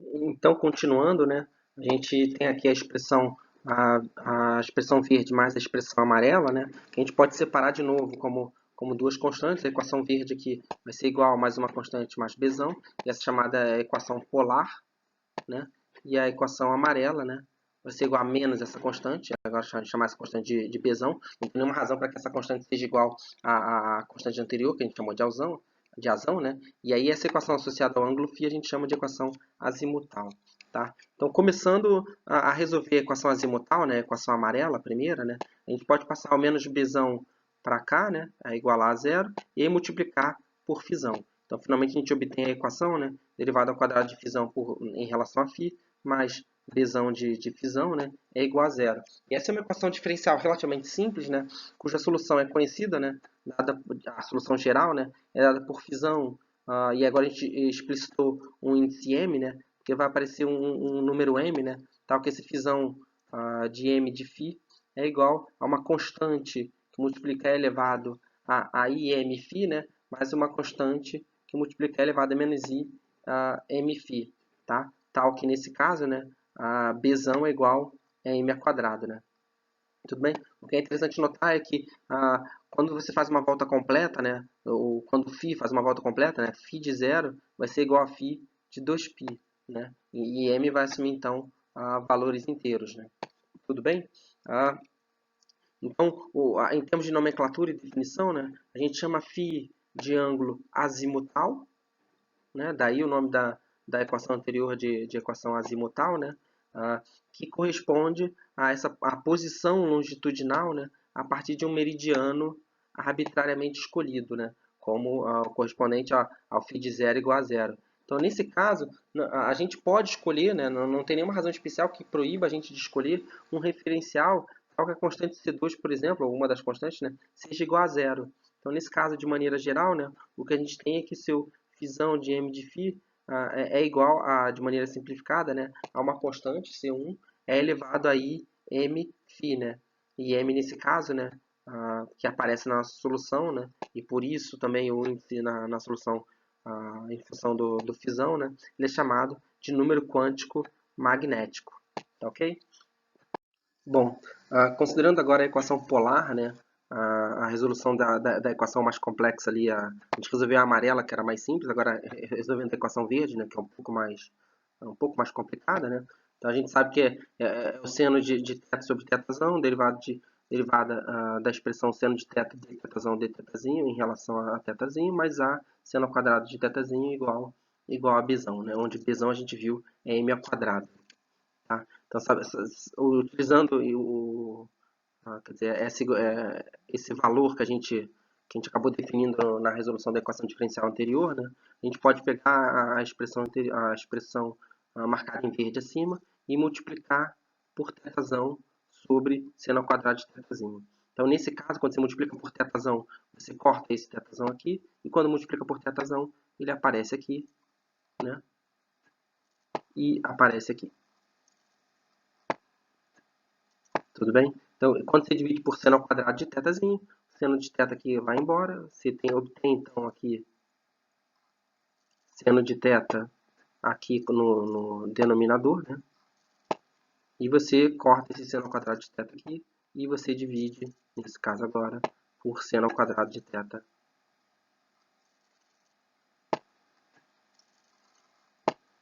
Por seno ao quadrado de θ aqui no denominador. Tá? Então, se a gente olhar para a nova expressão que a gente obtém, o seno de θ está aqui, né? Como eu mostrei para vocês, derivada em função de θ, da expressão seno de θ de θ, de θzão, de θzinho. Isso é exatamente a mesma expressão que está aqui, né? Tal qual anteriormente. E aí, nesse caso aqui, a gente vai ter θzão em evidência, porque θzão está presente aqui e está presente aqui, né? Então, a gente pode botar θzão em evidência, levar essa expressão para cá, né? E igualar isso a zero. Então, a gente levando essa expressão agora, você vai ter o θzão em evidência, que tá aqui. O azão é a única coisa que sobrou dessa expressão aqui junto com o azinho, então o azão está aqui, né? E aí você vai passar, quando a gente passa o b para cá, né? B que é m ao quadrado, né? A gente vai ficar menos, né? A gente vai obter menos, né? M ao quadrado, que é o valor do b, né? Que é o bzão, menos m ao quadrado. E seno ao quadrado de θ, né? Que está aqui, vai ser obtido aqui com o θzão em evidência igual a zero. A gente consegue, então, obter essa expressão que está marcada aqui para vocês, né? Então, empregando uma mudança de variável, onde a gente diz agora que px é igual a θzão de θ, né? Tá? E vocês vão entender por que a gente está fazendo essa mudança de variável, onde x agora a gente vai chamar x igual ao cosseno de θ. Então, isso facilita a nossa vida. Quando você derivar a função de θ, a gente tem que aplicar a regra da cadeia, né? A derivada de alguma coisa em relação a θ vai ser derivada em relação a x, depois derivada de x em relação a θ. A derivada de x de θ, né, vai ser igual a derivada do cosseno, né, é igual a menos seno. Então, a derivada de cosseno de θ dx vai ser menos seno de θ, né, a derivada de dx de θ, né, é a derivada do cosseno de θ de θ. Isso vai ser menos seno de θ, que é o que está aqui, e depois d dx, né, que está aqui igual, né. Tá? Então, a regra da cadeia é derivar alguma coisa em relação a θ, vai ser derivar em relação a x e multiplicar por menos seno de θ. Então, fazendo isso aqui na expressão, a gente tem, então, reescrevendo a expressão, né? Você vai ter 1 sobre seno de θ que está aqui, 1 sobre seno de θ, a derivada em função de θ, né? Aplicando essa regra da cadeia, né, que a gente calculou aqui, derivada em função de θ, é multiplicar por menos seno de θ, que é o que aparece aqui, e depois derivar, né? Depois derivar em relação a x, que é o que está aqui também. Né? E aí o resto da expressão é igual. Seno de θ de θ. Seno de θ está aqui. Bom, quase igual, vamos dizer. Tem umas pequenas mudanças. Então, seno de θ está igual. E derivada em função de θ, né? Que é o que está aqui exatamente também. Derivada em função de θ, como a gente viu. Derivada de θ é multiplicar por menos seno de θ. E depois derivar em relação a x. Tá? E aí a sua função agora, a gente viu que a θzão de θzinho é igual a p de x, né? Então, p está aqui. Assim como a gente pode observar. Tá? E aí, por final, né, a gente tem mais azão, que se repete aqui, azão, menos m ao quadrado, que está aqui, m ao quadrado, né? M ao quadrado está aqui e está aqui, e seno ao quadrado de θ, seno ao quadrado de θ que está aqui, que multiplica o nosso θ, que a gente sabe agora é p de x, né? E o p de x, então, está aqui, é igual a zero. Tudo bem? Então, continuando com a expressão obtida anteriormente, né, a gente tem aqui 1 sobre seno de θ que multiplica menos seno de θ, derivada da expressão seguinte em relação a x, de seno de θ que multiplica menos seno de θ dp dx mais azão menos m ao quadrado, seno de θp igual a zero, né? A gente pode, então, cortar, simplificar seno de θ com seno de θ, né? O menos aqui do lado de fora pode cortar com menos aqui do lado de fora, do lado de dentro, né? E fica menos com menos vai dar mais. E aqui o seno ao quadrado multiplicando, o seno de θ multiplicando seno de θ, né? A gente obtém então seno ao quadrado de θ, né? dp dx mais azão menos m ao quadrado, seno ao quadrado de θzinho multiplica p igual a zero. Tá? Como a gente sabe que seno ao quadrado é igual a 1 menos cosseno ao quadrado, que vem daquela expressão de que seno ao quadrado de θ mais cosseno ao quadrado de θ é igual a 1, né? Uma relação trigonométrica fundamental, né? E a gente sabe que a gente chamou de x igual a cosseno de θ, a gente tem então que 1 menos cosseno de θ ao quadrado é igual a 1 menos x2. Então, a gente, substituindo essa expressão de seno ao quadrado de θ, né, igual a 1 menos x2, a gente tem que a derivada da expressão em relação a x, seno ao quadrado de θ agora, né, é 1 menos x2, por essa relação trigonométrica que a gente acabou de comentar, dp dx, né, mais azão, mais azão, né, menos mzinho ao quadrado, seno ao quadrado de θ, né, que virou 1 menos x2 p de x. Então, a gente tem agora uma equação diferencial, né, que está só escrita em relação a x. Né? Então, a gente desenvolvendo um pouco esse primeiro termo aqui, né, derivando o primeiro termo, a derivada desse produto de funções aqui, a gente aplica a regra da cadeia, né? Então, a derivada desse produto é igual a pegar o primeiro valor e derivar o segundo, né? Pegar o primeiro valor, repetir ele, então, a derivada do produto de 1 menos x2 de p de x é igual a 1 menos x2, e aí se deriva o segundo termo, né? Então, vai ficar derivada ao quadrado, a derivada segunda, né, de p em relação a x, mais agora a derivada do primeiro termo, e a derivada de 1 menos x2 é igual a menos 2x, né?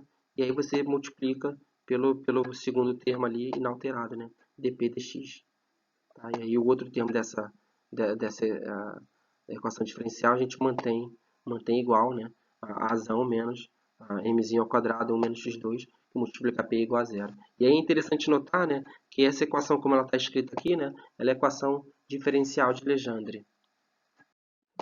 Então, reescrevendo a equação diferencial de Legendre aqui, né? Essa equação diferencial ela já foi bastante estudada, né? Então, a gente conhece as soluções para essa equação e a solução dessa equação ela é dada, né, pelo polinômio associado de Legendre, né, de índices L módulo de m de x. Lembrando aqui que x é igual a cosseno de θ, né? Então, a gente pega aqui o módulo de m, porque m pode assumir valores negativos, né? Mas aí, nesse caso, a gente sempre vai pegar o valor absoluto do m, né? Então, esse polinômio associado de Legendre de índice L módulo de m pode ser descrito, né, com menos 1 elevado a L mais módulo de m, dividido por 2L L fatorial, né, vezes 1 menos x ao quadrado, elevado a módulo de m dividido por 2, vezes a derivada de ordem L mais módulo de m, né, de 1 menos x ao quadrado elevado a L. Tá? Polinômio associado de Legendre, como a gente já mencionou. Então, voltando para a função mãe, né, que a gente fez a troca de variável anteriormente, né, a gente tem, então, nesse caso, né, que θzão de θzinho, né, ele vai ser descrito em função dos índices L e M, porque ele é descrito em função do polinômio associado de Legendre, que é em função dos índices L e M. Né? Só que aí, então, é igual a esse polinômio associado de Legendre com x igual a cosseno de θ.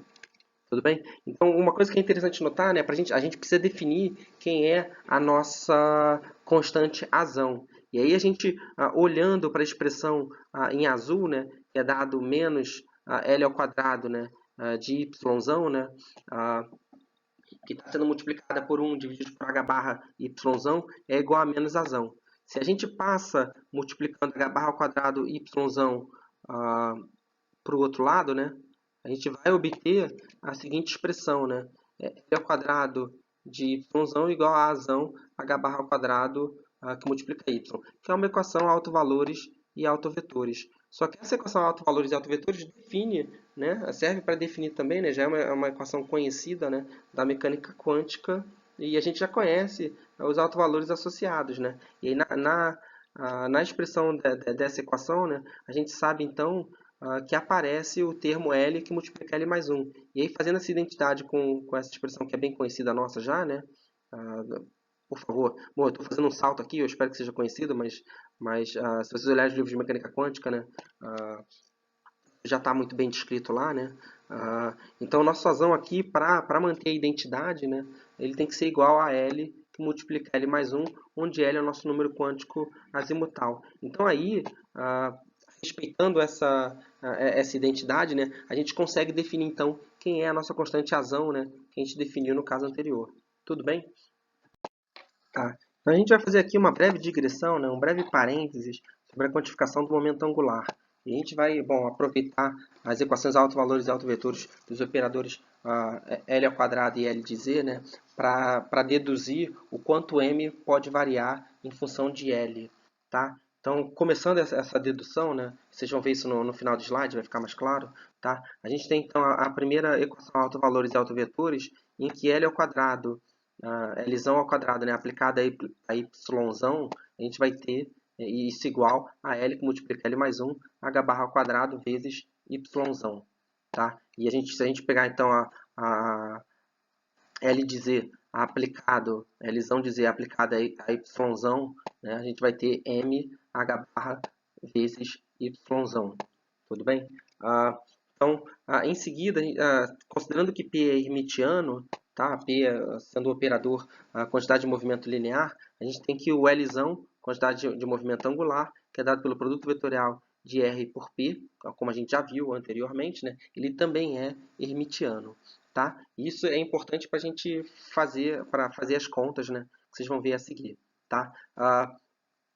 Então, pegando o operador, né, que é produzido a partir de L ao quadrado menos Lz ao quadrado, aplicada à função de onda, que é escrita em função de dois números quânticos, né, ml, a gente vai representar em função do ket aqui ml, né? A gente tem por definição que L ao quadrado menos Lz ao quadrado é L de x ao quadrado mais Ly ao quadrado, né? Aplicada a mesma função de onda, né? A função dos números quânticos ml. E aí, empregando, né, por definição, essas funções autovalores e autovetores, a gente tem então que L ao quadrado menos L de Z ao quadrado, né, vai ser igual então a L que multiplica L mais 1, H barra ao quadrado, que põe em evidência, né, então menos M ao quadrado também, que multiplica H barra ao quadrado, né, que é derivado dessa expressão aqui, né, se L de Z é igual a mh barra, L de Z ao quadrado vai ser m ao quadrado H barra ao quadrado. Tudo bem? Aplicado ao ket ml. Tudo bem? Então, se agora a gente aplicar a expressão anterior, o BRA, em função desses índices, né, desses números quânticos ml, né, aplicado aos operadores Lx ao quadrado mais Ly ao quadrado, aplicado ao ket ml, a gente tem então, né, que por a gente ter os números, né, que são os autovalores, a gente pode colocar para fora da expressão. Então a gente vai ter L que multiplica L mais 1 menos M ao quadrado, né, sendo multiplicado por H barra ao quadrado. Tá? A gente tem então o produto interno, né, dobrar ml vezes o ket ml. E como essas funções elas são ortonormais, né, o produto interno, então, por definição, dá 1. Tá? E aí, assim, né, a gente considerando agora, né, que o BRA ml aplicado a Lx ao quadrado, aplicado ao ket ml, né, é igual ao BRA ml aplicado ao operador Lx cruz vezes o operador Lx aplicado ao ket ml, né, por definição isso é igual à norma ao quadrado de L de x, Lx, né, aplicado ao ket ml. Tá? E aí, de maneira análoga, a gente pode fazer o mesmo desenvolvimento para Ly, né, aplicado ao ket ml. E aí, se a gente pegar, então, o BRA aplicado ao operador, né, a Lx ao quadrado mais Ly ao quadrado aplicado ao ket ml, né, isso vai ser igual à norma de Lx aplicada a ml ao quadrado mais a norma de Ly aplicada a ml ao quadrado. Né, como cada norma é maior ou igual a zero, né, a soma das duas também é necessariamente maior ou igual a zero. Tá? Então, daí a gente deriva, né, que L, que multiplica L mais 1 menos M ao quadrado, que multiplica H barra ao quadrado, é maior ou igual a zero. Como H barra é um número maior do que zero, né, a gente pode cortar H barra aqui, né, e a gente deduz, então, né, que o M, né, ele vai assumir valores maior ou igual a menos raiz de L, que multiplica L mais 1, né, e valores inferiores à raiz quadrada de L, que multiplica L mais 1. Né? Como M tem que assumir valores inteiros, depois mais lá na frente a gente vai ver que M, na verdade, tem que ser maior ou igual a menos L e menor ou igual a mais L. Tudo bem? Tá. Então agora, né, a gente vai se interessar por resolver a equação radial, né, que é essa expressão em vermelho aqui, que é igual a razão, né, onde a razão é L que multiplica L mais 1. E para fazer isso, né, a gente vai multiplicar essa expressão acima por Rzão, vai fazer uma mudança de variável em que U de Rzinho é igual a Rzinho de Rzão de Rzinho, né, e Rzão a gente vai ver, vai depender de dois números, K e L. Daí a gente está explicitando ele aqui, né, como esses dois índices K e L. Como a Rzão depende de K e L, o Uzinho também vai depender de K e L, né? E daí também a gente está explicitando K e L aqui na solução. Tudo bem? E aí a gente vai, então, derivar o primeiro termo, né? Isso vai permitir a gente simplificar a expressão, né? A gente vai derivar esse termo aqui, né? Conforme o sinal do derivado que já aparece. E depois, finalmente, vai dividir por Rzinho, tá? E aí a gente vai assim obter a equação que está marcada aqui. Tudo bem? Então, como tem algumas manipulações matemáticas razoáveis, né, nessa transformação, a gente vai fazer junto aqui para que vocês possam acompanhar. Tá? Então, a primeira coisa que a gente vai fazer é multiplicar por R. Então, quando multiplicar a expressão anterior por R, a gente corta R daqui e faz aparecer R aqui, né, e R aqui. Tudo bem? Só que agora a gente viu pela mudança de variável, né, aqui, né, que Uzinho é igual a Rzinho de R, então R vai ser U sobre R. Então R aqui a gente vai trocar, né, vai cortar esse R. Isso aqui vai ser U sobre Rzinho. E aqui também esse R, né, vai ser U sobre... A letra tá feia, mas sempre dá para entender, né? Vai ser U sobre Rzinho. E aí agora a gente vai derivar esse primeiro termo aqui, né? Tá? Vai abrir um pouco ele em função da derivada, enquanto troca também de variável, né? Do R igual a U sobre Rzinho. Então, considerando essa expressão aqui, né, a derivada em função de R ao quadrado dr drzinho, né, a gente tem então que vai ser a derivada em função de Rzinho de R ao quadrado. E agora mudando, né, vendo então que R é igual a U sobre Rzinho, né, significa dizer então que a gente tem aqui R menos 1, né, R vai ser R menos 1, né, vezes U. Tudo bem? E aí, quando a gente for derivar em função do Rzinho, né, a gente tem uma regra da cadeia para aplicar aqui, né? A gente tem R ao quadrado. Então, a regra da cadeia vai ser, primeiro, a derivada... vamos dizer, a gente multiplica, então, o primeiro, a gente mantém o primeiro inalterado. Então, R menos 1 é 1 sobre R, né? E aí deriva o segundo termo, du dr. Tudo bem? E aí depois, então, mais, né, a derivada do primeiro termo, que, né, a derivada de R menos 1 é menos 1 sobre R2, e aí multiplica o segundo de maneira inalterada, que vai ser Uzinho, né? Tá? E aí, então agora, né, a gente pode multiplicar esse R2 aqui pela expressão anterior. Então R2 que multiplica uma coisa dividida por R vai ter só Rzinho aqui, né? E R2 corta com esse R2 aqui. Então a nossa expressão vai ficar então a derivada da expressão a seguir em função de R, do Rzinho que multiplica du dr menos U. Tudo bem? E aí de novo agora a gente vai derivar, né, de maneira distributiva, né? É um operador que a gente está aplicando aqui de maneira distributiva, né?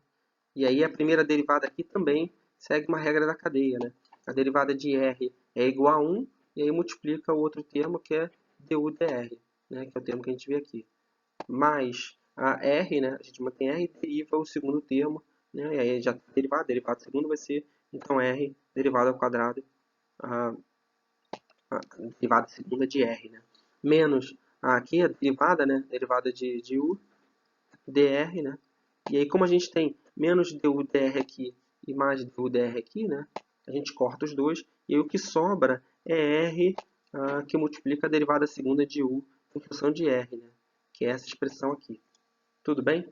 E aí, finalmente, né, a gente vai passar dividindo por Rzinho, né? Que é o que a gente falou aqui, né? No final. A gente vai passar dividindo por Rzinho, então isso vai cortar esse Rzinho aqui. Então toda essa expressão aqui, em função de derivada, vai ficar igual a derivada segunda de U dr ao quadrado. Quando a gente passar dividindo por Rzinho, esse R ao quadrado vai ficar só Rzinho. E quando a gente passar dividindo por Rzinho de novo, esse Rzinho aqui vai ficar, então, R ao quadrado. Então, reescrevendo, né, a gente vai ter, então, esse termo a gente já viu, né, a derivada segunda de U em função de dr2. Aqui o L, que multiplica L mais 1, que multiplica U dividido por R ao quadrado, quando a gente passar para aqui, ele vai ficar com menos, né? Vai ficar com sinal negativo. É exatamente esse termo que a gente observa aqui. É L que multiplica L mais 1 divididos por R ao quadrado. E aqui a gente tem 2000... R, Rzinho, né, que multiplica U sobre Rzinho, então corta aqui, né? Aí a gente vai ter, então, 2.000 sobre H barra ao quadrado, que multiplica E, né, e a gente obtém, então, esse termo aqui. E aí a gente tem o 2.000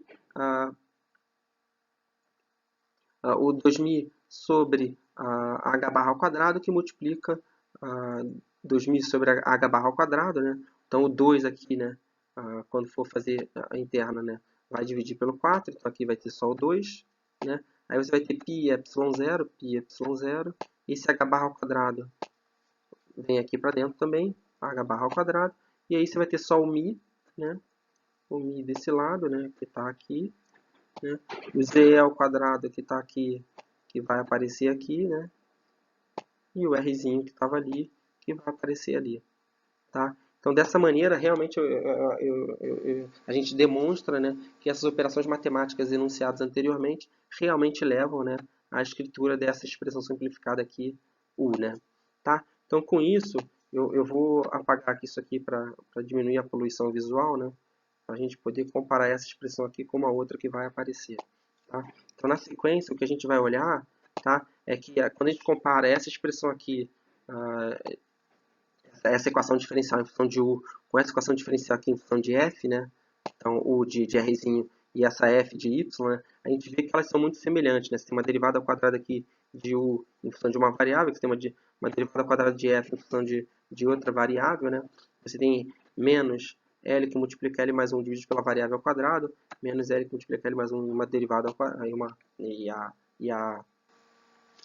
a variável ao quadrado, né? Mais uma constante, aqui você tem mais uma constante, né? E aqui você tem um termo, né? Que multiplica alguma coisa ali, dividido sobre a sua variável, assim como você também tem essa soma aqui de alguma coisa multiplicando 1 sobre a sua variável. Então elas são expressões bastante semelhantes, né? Depois a gente vai ver como é que a gente pode realmente achar uma identidade, né? Como é que a gente pode realmente igualar os termos entre elas, provando que elas sim podem ser idênticas, né? Tem que respeitar algumas condições matemáticas que a gente vai discutir no próximo slide, né? Mas o fato é, se a gente for capaz de igualar a equação diferencial em função de U, mostrada aqui em cima, né? Com a equação diferencial aqui, a equação diferencial de F mostrada aqui embaixo, né? Essa equação diferencial em função de F, ela é conhecida, né? E por ser conhecida, a gente conhece, a gente sabe quem são as soluções. As soluções dessa equação diferencial, né? São as soluções f de y, né? Em função de dois índices, k e l, né? Por isso que a gente explicitou os índices k e l na expressão anterior, que é dado por e elevado a menos y sobre 2, vezes y elevado a l mais 1, vezes esse polinômio de Laguerre aqui, né? Que é esse L escrito com estilo, né? Dos índices K e 2L mais 1 de Y, né? Para K assumindo valores igual a 0, 1, 2, etc. Então, esse L estiloso aqui, essa função L com estilo dos índices K e 2L mais 1, né? Ela pode ser aberta, né? Ela é conhecida, né? Como menos 1 elevado a 2L mais 1, derivada de ordem 2L mais 1 da expressão E elevado a Y, né? Que multiplica a derivada de ordem, né, 2L mais K mais 1, também do produto, né, E elevado a menos Y, Y elevado a 2L mais K mais 1, né, e isso é conhecido como polinômio de Laguerre. Tudo bem? Então vamos continuar. Ok. Então, pegando a equação diferencial anterior em função de Rzinho, né, e o U de Rzinho, né, comparando ela com a equação diferencial anterior, que a gente mostrou, cuja solução a gente conhece, né, em função de f de y, essas equações elas ainda não são inteiramente idênticas para a gente poder igualar os termos, porque na verdade é possível que r e y, né, sejam interconvertidos pela multiplicação de um fator ali que explicite essa relação de proporcionalidade direta, né?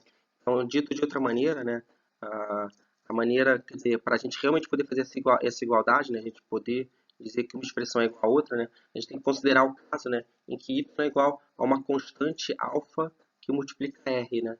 E aí o nosso papel vai ser também depois achar quem é esse valor de alfa, né, que permite a gente que permite a gente igualar, né, a nossa equação diferencial à equação diferencial de solução conhecida. Então, ao procurar uma solução, né, uma variável agora, né, uma troca de variável, y igual a alfa r, né, a gente vai ter que a nossa função uzinho de r, né, ela vai ser igual agora a uzinho, né, de alfa menos 1 de y. Né? Alfa menos 1 aqui significa dizer que y está sendo dividido por alfa. Né? Só você passar dividindo por alfa aqui, né, você vai ter que r é igual a y dividido por alfa. Então, isso aqui é justamente y dividido por alfa. E aí sim a gente tem, então, uma função escrita em função de y. Né? Uma função f escrita em função de y. Tá? Então, aí, pegando a equação anterior, né, dessa expressão aqui também vale, então, né, se a gente for calcular a diferencial dessa expressão aqui de y, né, eu vou escrever aqui no canto, ver se não vai poluir o desenho muito. né? Então a gente vai ter dy, né, igual,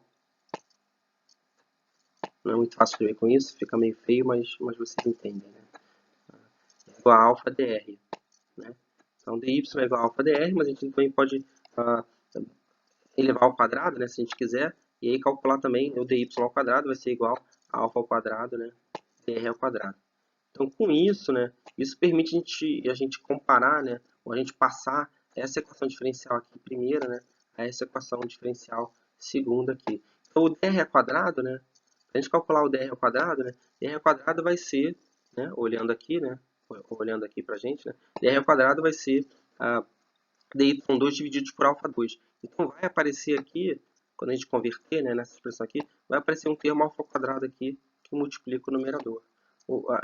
Pela mesma razão, né, esse r ao quadrado aqui, né, olhando para cá, r, né, r igual a y sobre alfa. Então, esse r ao quadrado aqui vai ser igual a y2 no denominador e vai aparecer também, de maneira idêntica ao caso anterior, um termo alfa 2 aparecendo aqui. Se vocês lembrarem da equação diferencial anterior, a gente não tinha alfa 2 multiplicando em cima. Então, o que a gente vai fazer é que a gente vai botar, e já que alfa 2 está aparecendo tanto multiplicando esse termo aqui como esse termo aqui, né, é que a gente vai agora, então, botar o alfa 2 em evidência, né?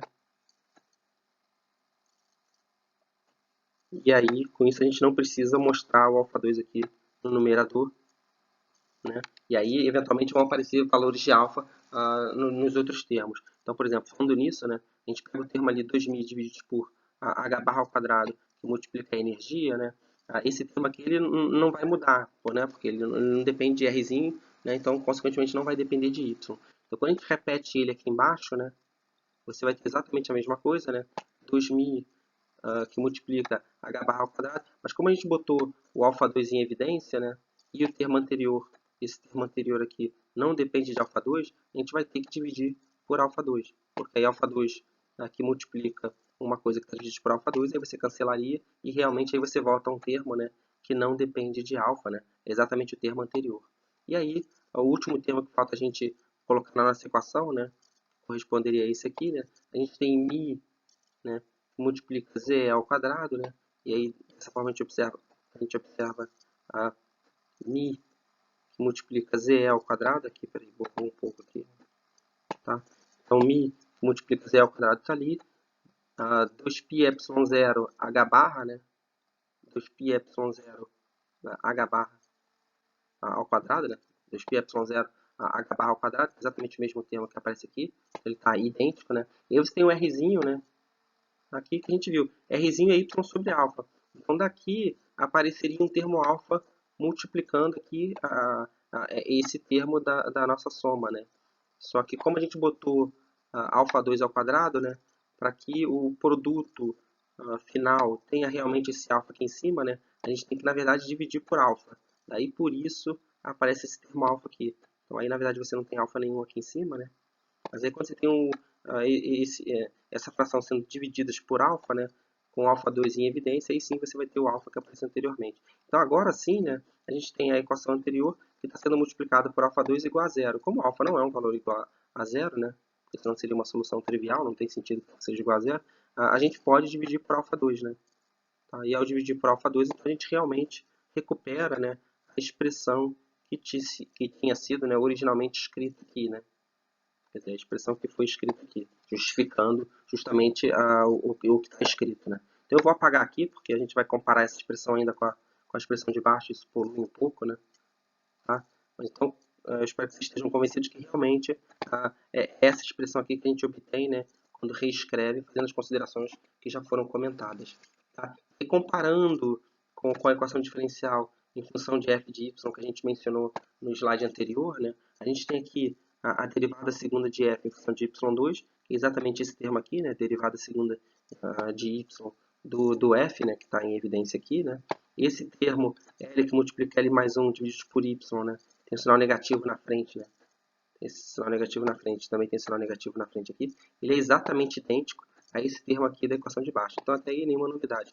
Agora, o que é interessante é que esse termo aqui, divididos por y, né, ele vai ser igual a esse termo aqui, divididos por y. E aí, todo esse número aqui que aparece na frente, multiplicando 1 sobre y, né, ele vai ser igual a k mais L mais 1. E aí, ao fazer essa igualdade, né, a gente consegue determinar, então, o nosso valor do alfa, né? Eu falei que era a constante de proporcionalidade que a gente queria achar quem era. E aí, o termo 2000 dividido por h barra alfa ao quadrado, que multiplica a energia, né, ele vai ter que ser igual a menos 1 sobre 4. E aí, com isso, né, a gente consegue descobrir os valores da energia, né, que vão depender de alfa, né, que foram estabelecidos na igualdade anterior. A gente vai fazer isso no próximo slide, tá bom? Como a gente viu a partir da identificação dos termos, né, no slide anterior, né, a gente tem que μ z ao quadrado divididos por 2πε0 h barra ao quadrado vezes alfa é igual a k mais L mais 1. Se a gente passa, então, multiplicando alfa para o outro lado, né, e passa dividindo k mais L mais 1, né, no lado oposto, né, a gente tem, então, que alfa é igual a μz ao quadrado, né, dividido por 2πε0 h barra ao quadrado, que multiplica k mais L mais 1. E aí a gente definiu, então, né, a gente conseguiu achar, então, né, o valor daquela constante de proporcionalidade, né, que relacionava Rzinho com Y. Tá? Na sequência, né, usando a outra igualdade, né, que a gente viu no slide anterior, né, a gente tem que 2.000 divididos por h barra ao quadrado, alfa ao quadrado, é igual a menos 1/4. Né? E aí, a partir daí, né, quer dizer, dividindo por 2.000 sobre h barra ao quadrado, alfa ao quadrado, né? O que a gente tem, então, agora isolando o E, né? A gente tem, então, que o E é igual a menos 1 sobre 32π ao quadrado, epsilon 0 ao quadrado, né?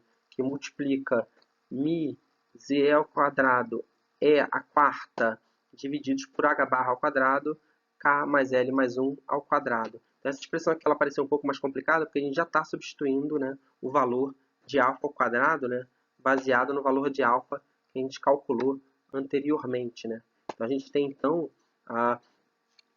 o que é interessante notar, eu vou usar o comentário em seguida, né, é que o E, tá, ele tá escrito, né, em função somente da soma K mais L, e não de K e L independentemente.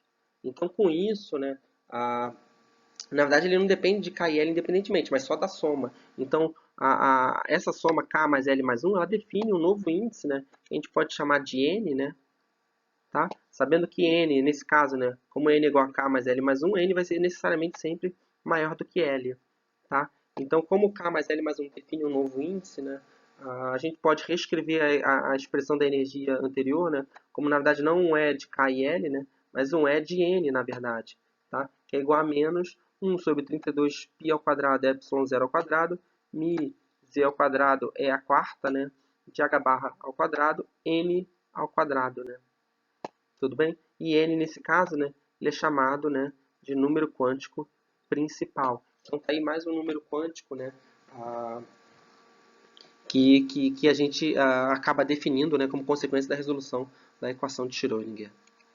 Tudo bem? Então, finalmente, né, o que a gente vai fazer agora é que a gente pode voltar, né, às expressões originais, né, às equações mães, vamos dizer, né, e a gente viu que U de Rzinho, né, que é igual a F de alfa Rzinho, né, ele é, então, E elevado a menos alfa R sobre 2, que multiplica alfa R elevado a L mais 1, vezes o polinômio de Laguerre, né, de índices K e 2L mais 1 de alfa R.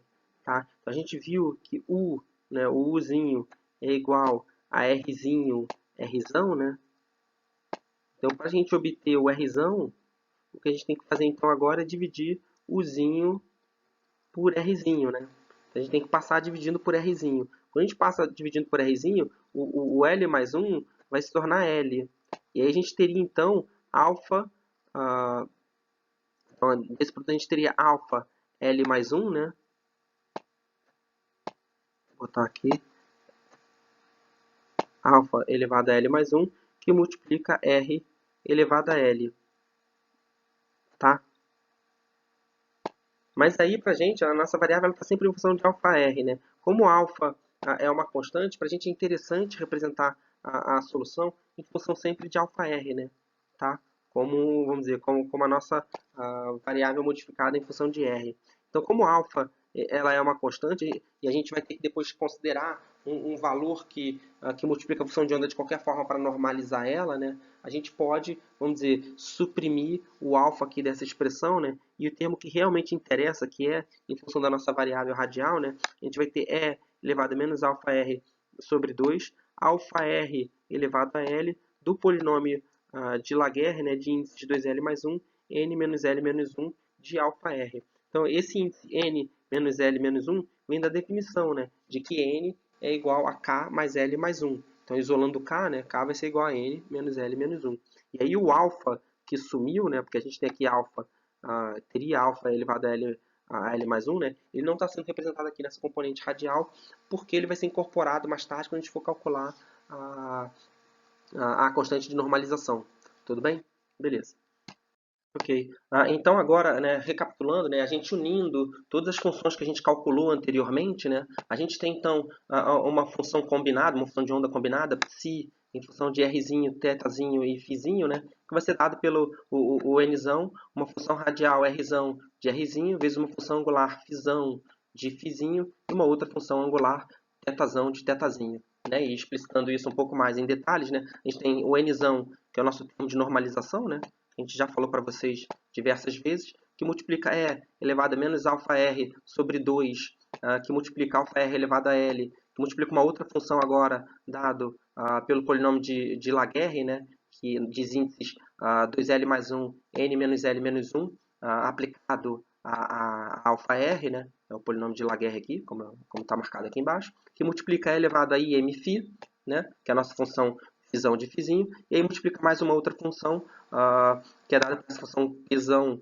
de índices L e M, né, aplicada a cosseno de θ, que é o polinômio associado de Legendre. Então essa é uma expressão matemática que é um pouco complicada, né? Mas que vocês viram, né, que a gente obteve ela de forma relativamente simples a partir da separação de variáveis, né?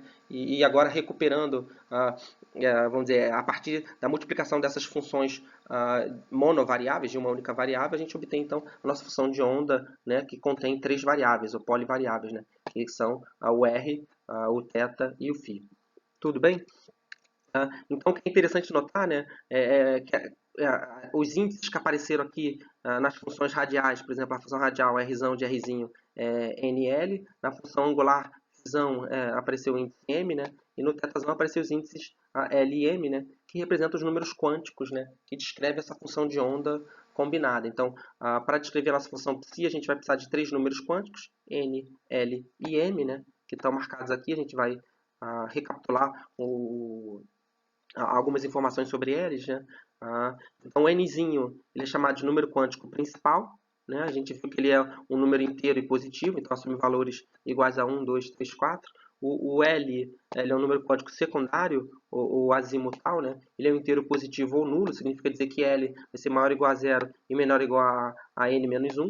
Né? E M, que também pode ser representado como ML, dependendo da literatura, da referência que vocês leiam, né?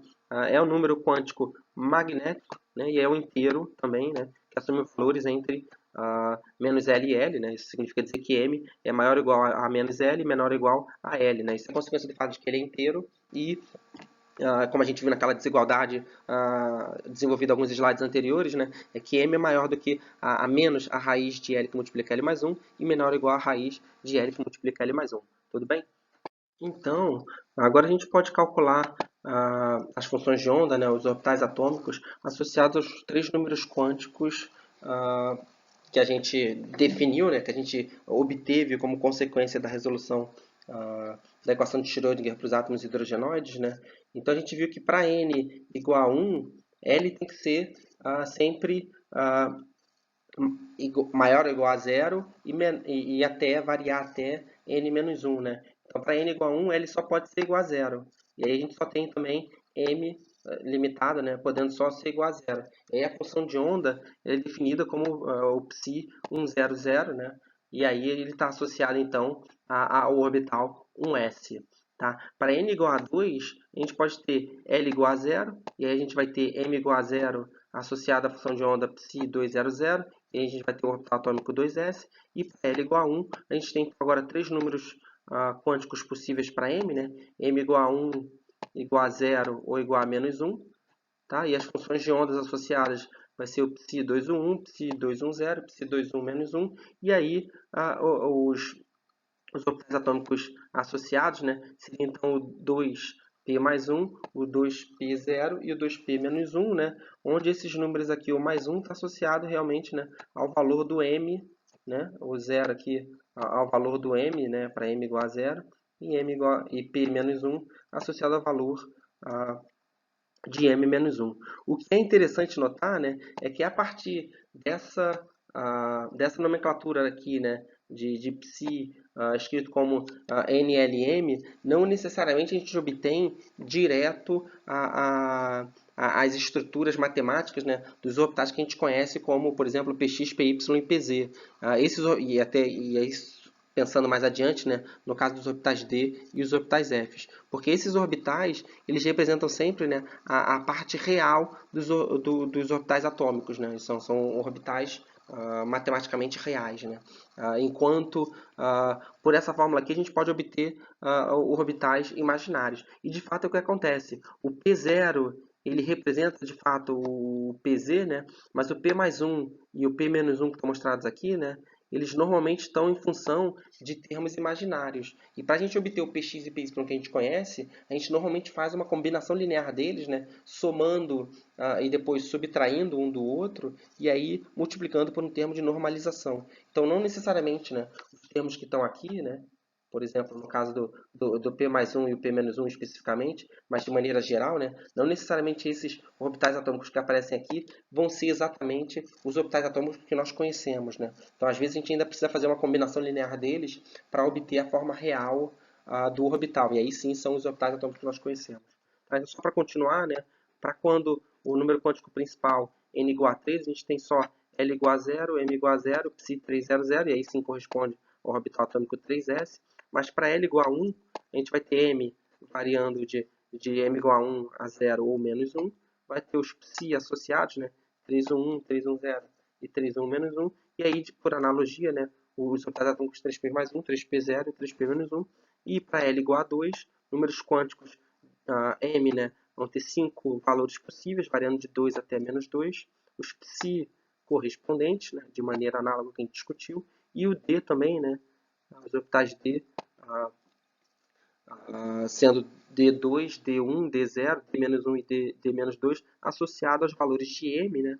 Só que, de novo, para a gente obter os orbitais atômicos D, tais como a gente conhece, né? Aqui a gente também precisa introduzir combinações lineares desses aqui, né? Então, eles são uma base do seu espaço vetorial, mas é uma base imaginária. Para a gente obter os valores reais das funções de ondas, tais como a gente conhece, né?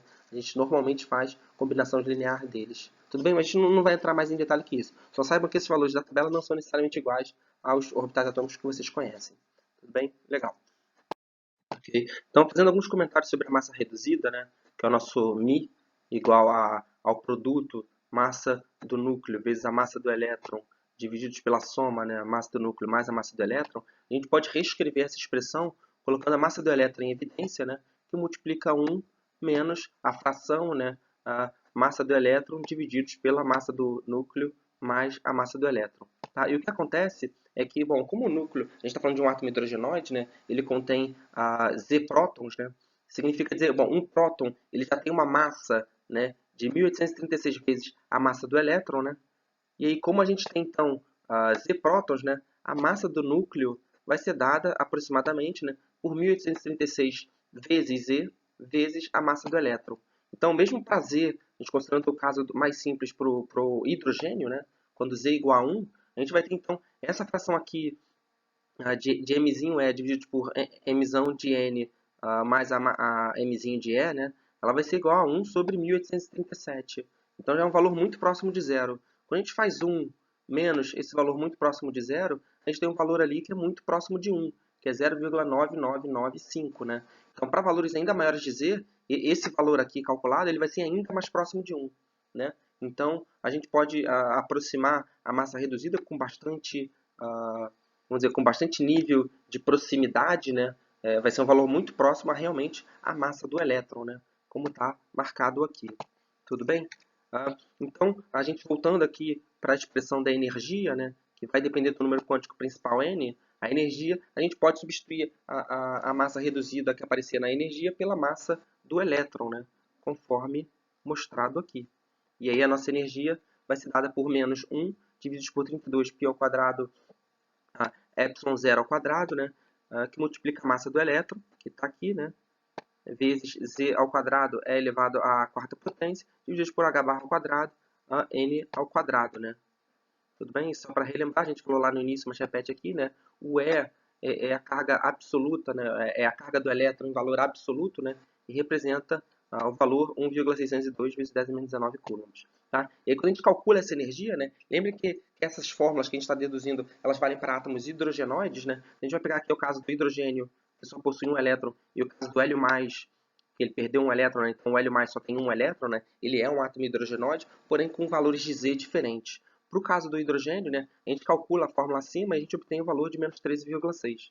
Para o caso do hélio, né, que é o nosso átomo hidrogenoide, mas agora com Z igual a 2, né, a gente vai ter então Z igual a 2 aqui. Quando Z elevado ao quadrado, a gente vai ter 4. Né, e essa é a única diferença entre eles. Né, e quando a gente calcula o valor da energia associada, por exemplo, à ionização, né, a energia do 1 elétron no hélio+, esse valor é 4 vezes maior do que a do hidrogênio. A gente tem aqui menos 54,4 elétrons-volts. Tá? Tudo bem? Então é só para vocês verem um pouco dos cálculos, né, que a gente pode fazer com isso e também entender um pouco das limitações. Né? A gente está sempre considerando átomos hidrogenoides. Né? Tá? A gente tem que ter um único elétron ali na nossa camada de elétrons, vamos dizer. Tudo bem? Então, quando a gente pensa agora no cálculo, né, das funções de onda associadas aos orbitais atômicos, né, o orbital atômico mais simples é o psi-1s, que é descrito pela expressão matemática 1 dividido por raiz de π, que multiplica z dividido por a0 elevado a 3 meios, né, do E, o ESP, né, ESP representa E elevado. Né, esse aqui é E elevado a menos zr sobre 2 a 0, né, onde a 0, né, tem uma expressão matemática um pouco mais elaborada, né, que é 4π epsilon 0 h barra ao quadrado dividido pela massa do elétron vezes E ao quadrado. Isso tem dimensão de uma distância, né, que representa 0,5292 angstroms, né, e é também conhecido como raio de Bohr. Tá? O que é interessante notar é que nessa função de onda psi1s aqui, né, ela não depende nem de θ e nem de φ. Tá? Isso significa dizer, então, que esse orbital ele possui uma simetria esférica, né? E quando a gente calcula isso, né, a gente pode plotar isso e calcular usando o computador, né? A gente vai ver então realmente, né, aqui uma esfera, né? Que graficamente, de maneira simples, a gente representa realmente desenhando uma bolinha, né? Que é a nossa esfera e o nosso orbital 1s, como vocês conhecem. Então, seguindo adiante, né, a gente pensando agora no orbital atômico de energia um pouco mais elevada, né, o psi2s, né, ele é descrito matematicamente por 1 sobre 4, que multiplica a raiz de 2π, que multiplica z dividido por a0, tudo elevado a 3 meios, né, vezes 2 menos r sobre a0, esp é elevado, né, a menos er sobre 2 a 0. O que é interessante novamente, né, é que essa expressão não depende nem de θ nem de φ, né, então ela também possui uma simetria esférica. Né. E aí o que é interessante quando a gente olha para essa, vamos dizer, esse termo aqui do produto, né, a gente tem 2 menos r sobre a 0, que pode assumir valores igual a 0, né, para r, né, igual a 2 a 0 sobre z. Né. Então, ele é igual a 0 para r, né, ela se anula para valores de r igual a 2 a 0 sobre z. Tudo bem? Então, isso significa dizer que para um raio igual a 2 a 0 sobre z, o valor da função de onda é zero, e aí o quadrado do módulo dessa função também é zero, né? E a densidade de probabilidade de você encontrar um elétron, então, nessa superfície é igual a zero, né? Tá? Então, se a gente considerar o caso do hidrogênio, para z igual a 1, a gente vai ter, então, um raio igual a 2 a 0, né? Onde a 0, novamente lembrando, é o raio de Bohr, né? A gente tem, então, uma superfície nodal, né? Então, como se fosse uma casca ali, em volta do seu orbital inicial, é essa casca ali, a função de onda se anula, né? Então, nos cálculos a gente vê aqui, a gente tem, por exemplo, aqui uma esfera, né, aqui no interior, aí você tem essa casca aqui, onde a função de onda ela se anula, e depois você tem, então, uma outra esfera, né, na parte externa, né? E de maneira gráfica, de maneira mais simplificada, é isso, né? Então, aqui a gente tem uma esfera cuja densidade de probabilidade ela é maior do que zero para raios menores do que 2 a 0, né, considerando z igual a 1, e aí para z igual a 2 a 0 ela se anula, e para valores maiores que 2 a 0, né, você tem então uma nova esfera aqui. Né, E aí, como você tem uma superfície nodal, a função de onda troca de sinal, né? Então, no interior a gente desenha ela como azul e no exterior desenha como branco, como está aqui. E essa é a representação gráfica do orbital 2s. Tá? Então, a gente pode também agora analisar as fórmulas matemáticas, né, das funções de ondas associadas ao psi de 2px, psi de 2py e psi de 2pz. As fórmulas matemáticas estão aqui. O que é interessante notar é que agora elas sim dependem de θ e φ, né? Então, px depende de seno de θ, cosseno de φ, o py depende de seno de θ, seno de φ, e o pz depende de cosseno de θ. Tudo bem? E aí as formas que esses orbitais assumem, né, eles vão possuir uma simetria axial, né, tá? E vão ser também funções antissimétricas, como consequência do fato de elas estarem escritas em função de funções trigonométricas, né? Então, o orbital PY, né, ele está alinhado ali, né, ao longo do eixo Y, né? Tá? Se você olhar aqui a função de onda dos PY, né, o Y tem um alter que está alinhado com o eixo PY. O orbital 2px está alinhado ao longo do eixo x, né? E o orbital 2pz está alinhado, tá, ao longo do eixo z. Tudo bem? Né? Como está marcado aqui, né? O px e o py, para vocês verem a expressão matemática. Tá? E aí esses halteres, né, eles estão contidos dentro de um cone, né? Como está desenhado aqui, né? Tá? A densidade de probabilidade ali na origem, né, ela é igual a zero, e aí vocês podem ver que para valores de R igual a zero, a função de onda se anula, né? Tá? E aí, nesse caso, né, esses halteres eles têm planos nodais, né, que cruzam a origem, então que são perpendiculares ao halter. Então, 2πy, a gente tem um plano nodal aqui no plano XZ, no orbital PX, a gente tem um plano nodal aqui no plano YZ, e o orbital 2pz tem um plano nodal aqui no plano XY, né, sempre perpendicular ao halter. Quando a gente faz os cálculos também, vocês vejam, né, que os cálculos representam exatamente isso, né, a forma de halter, né. Tem aqui uma parte superior, uma parte inferior, e tem aqui um plano nodal que cruza ele, né, que cruza o orbital no meio, né, e a densidade de probabilidade ali é zero. Tudo bem? Ok.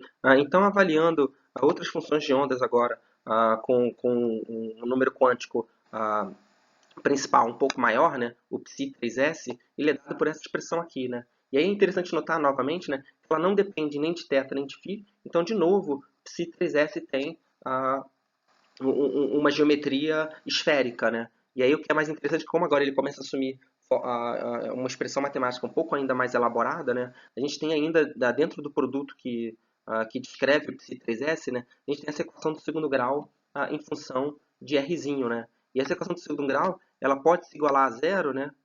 E aí vai produzir então, né? Ela pode ser igual a zero para raízes, né? Para duas raízes R1 e R2. Isso significa dizer agora que nesse caso a gente vai ter, vamos dizer, duas esferas ali, né? Duas cascas, né? De raiz R1 e R2, por qual a função de onda se anula e a densidade de probabilidade nesse caso é igual a zero também, né? E isso significa então dizer que a função de onda ela troca de sinal, né? Vamos dizer, no interior de uma esfera e depois na parte externa da esfera limitada por essas duas cascas. E aí, quando a gente plota isso no computador, né, a gente vê bem uma esfera aqui, outra esfera aqui concêntrica, né? Uma esfera aqui definida por um raiozinho que eu mostrei aqui, depois um segundo raio que seria esse aqui, né? Que eu estou reforçando agora, e depois a esfera mesmo aqui. Então, o que é interessante notar quando a gente compara os orbitais Psi1s, Psi2s, Psi3s, é que conforme o número quântico principal vai aumentando, a gente vai introduzindo superfícies nodais, né? Vamos dizer, esferas dentro de esferas, né? Em que a função de onda se anula, né? E isso é verdade não só para os orbitais atômicos do tipo S, mas também para o tipo P, e para o tipo D e para o tipo F, né? Conforme a gente vai mostrar, não no próximo slide, no seguinte, né? Vocês vão ver então que conforme o número quântico principal aumenta, né, dentro, vamos dizer, do mesmo tipo do orbital, a gente vai introduzindo um orbital dentro do outro. Tudo bem? Bom, comentando um pouco agora sobre PX, vocês vão ver a mesma tendência em relação ao 3px, 3py e 3pz, em comparação com o número quântico menor deles, né? Seria o orbital de número quântico menor, 2px, 2py e 2pz. Vocês vão ver agora também que eles assumem uma forma mais elaborada, também multiplicando agora cada uma delas por um termo, né? 6 menos r sobre a zero, né? Aparece nas três funções de onda, né? Que todas então se anulam, né? Para r igual a 6 a 0 sobre z, né?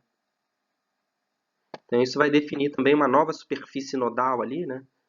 Onde quando quando R igual a 6 a 0 sobre Z, né, qualquer uma das três funções de onda, elas se anulam, né? A gente tem, então, esse valor igual a zero aqui para os três psis mencionados, tá? E aí, de novo, quando a gente pensa no cálculo dessas funções de onda, a gente vê, né? Elas têm a forma de altera aqui, né? Como vocês podem ver, né? Elas continuam tendo um plano nodal que cruza a origem, né? Mas aqui você vê que no interior dela ela tem uma outra, não dá para ver muito bem, ela tem uma outra superfície nodal aqui, isso dá para ver bem, mas aqui na parte interna ela vai ter um alter, né? Um alter pequeno, aí tem a superfície nodal, vai trocar de sinal de novo, e aí você tem um alter maior do lado de fora, como a gente vai ver não no próximo slide, no seguinte. E aí percebam também, né, que agora no caso das funções P, Px, Py, Pz, elas são escritas em função de funções angulares, né, cosseno e seno, e por isso, né, essa geometria alterada, né, que agora assume a forma de um alter, né, ok?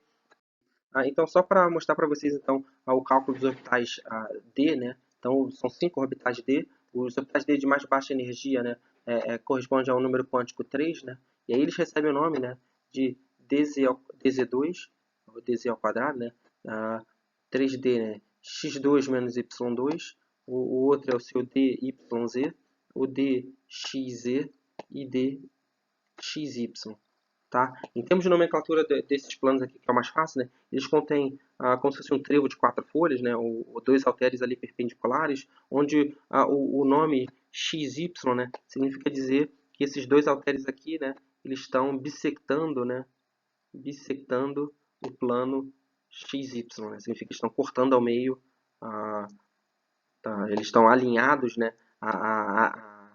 vamos dizer, a eixos que bissectam os seus eixos x, y, né? Então o x, y é assim, o xz agora, então, ele vai ter os dois halteres ali bissectando os eixos x e z, né? Então eles estão no plano, então o x ele está no plano xz, né? Com os halteres bissectando os eixos xz, tá? E aí o YZ também, ele está no plano YZ com os halteres, né, bissectando os eixos Y e Z. Tudo bem? E aí no caso do x2 menos y2 ele é um pouco especial, ele continua sendo dois halteres também, só que agora ele girou um pouco. Então nesse caso a gente tem na verdade um halter sobreposto, né, alinhado com o eixo x, e a gente tem outro halter aqui alinhado com o eixo y, né, que é uma particularidade desse orbital atômico. E o orbital Z2, ele também é um orbital um pouco particular. Ele, na verdade, ele tem um halter aqui alinhado com o eixo Z, né? E aí ele tem um cone nodal aqui que sai do centro, né? E esse cone nodal aqui, né, é onde a função de onda se anula, a densidade de probabilidade é igual a zero, né? Tudo bem? E aí ele tem, na verdade, aqui também uma espécie de uma região ali um pouco como se fosse uma boia, vamos dizer, né? Vocês vão ver o desenho mais claro quando a gente mostrar o próximo desenho. Mas é como se fosse uma boia ali, tá? Cujo sinal da função de onda é oposto ao sinal do halter central. Tudo bem? E aí, de maneira interessante, vocês vejam, né, que para R igual a zero, todas essas funções de onda se anulam, né? Tá? Vocês vejam que, como vocês podem ver, né, já pelo desenho mostrado abaixo, né, abaixo, ao lado de cada um, vocês vejam que a densidade de probabilidade sempre na origem, né, ela é igual a zero, né? Representa o R igual a zero. Né? Aqui também e aqui também. Tudo bem? Beleza, ok. Adiante. Então, seguindo um pouco adiante, né? Então vocês já conhecem a forma geral, né? Esse aqui seria, por exemplo, seria o orbital 1s clássico. Esse aqui seria os orbitais P clássico, né? Px, Py, Pz, onde o x e y, z dizem respeito ao eixo a qual o orbital ele está alinhado, né? Então percebam que eles são perpendiculares entre si. E a gente tem aqui os orbitais D, né? Que eu mostrei para vocês, né? Que recebem o nome de acordo com o que a gente mostrou. Aqui o desenho está melhor do que o nosso, né? Vamos dizer, do que o slide anterior, né? Mas está mais bonitinho. Você tem 5 orbitais D que a gente mostrou. Você tem também os orbitais F, né? Que a gente não chegou a mostrar a equação matemática associada a eles, mas vocês sabem que são 7 orbitais F. E conforme a energia aumenta, né? A estrutura deles, né, a geometria deles vai ficando também cada vez mais complicada. Então o S é super simples, o P você introduz um plano nodal, né, que está aqui e aqui perpendicular, né, O D você já introduz dois planos nodais, né? Vocês podem ver, né? Por exemplo, esse aqui tem dois, esse aqui tem um aqui e outro aqui, né? Todos eles então têm dois planos nodais. E o F, né, como ainda é um nível energético ainda superior, ele tem três planos nodais, né? Então, por exemplo, vou mostrar só desse caso aqui, você tem um aqui, dois aqui e três aqui. Então aí o F, né, vocês podem olhar isso para os outros exemplos, né? Então o S tem 0, o P tem 1, o D tem 2 e o F tem 3. Isso é uma noção geral, até quando a gente for falar de orbitais moleculares lá na frente, né? Vocês vão ver que quanto mais a gente introduz planos nodais na molécula, e aqui também você veja no caso do átomo, né, do orbital atômico, esse orbital vai ter cada vez mais um nível de energia maior. E aí o que é interessante é que quando você passa, vamos dizer, do primeiro nível para o segundo nível, você vai inserindo um orbital dentro do outro. Então você guarda a cara geral, né? Você continua tendo um alter aqui, mas você tem um alter dentro de um alter. Né? E aqui é a mesma coisa, né? Você tem um alter dentro de um alter, mas aí como você introduz sempre planos nodais, superfícies nodais, né? Você vê que eles mudam de cor, né? Então você tem aqui um amarelo, depois você passa para um branco, depois o amarelo aqui passa para um branco, depois esse branco passa para o amarelo. E aí sucessivamente isso é verdade para todos, né? Aí você vai ter, por exemplo, aqui você tem um orbital D, né? Dentro de um outro orbital D. Então, conforme você vai passando do primeiro de nível mais baixo daquela família para um nível mais alto, né? Você vai aumentando o nível energético, né? Você vai introduzindo planos nodais e aí fica parecendo que você vai encaixando um orbital dentro do outro, né? Um pouco como aquelas bonecas russas, né? Que a gente encaixa uma dentro da outra. Tudo bem? Então, uma visão geral dos orbitais para vocês entenderem por que eles têm a cara que eles têm, né? A geometria, a forma, né? Que eles têm e ter uma visão geral desses orbitais atômicos. Tudo bem? Então eu espero que vocês tenham mais ou menos acompanhado, tenham entendido e tenham gostado dessa parte. Legal? Tá, vamos continuar. Bom, então a gente viu que os orbitais atômicos, né, eles são descritos em função de três números quânticos, né, os números quânticos N, L e M. Tá? Mas esses números quânticos eles não são suficientes, tá, para descrever o elétron. Tá?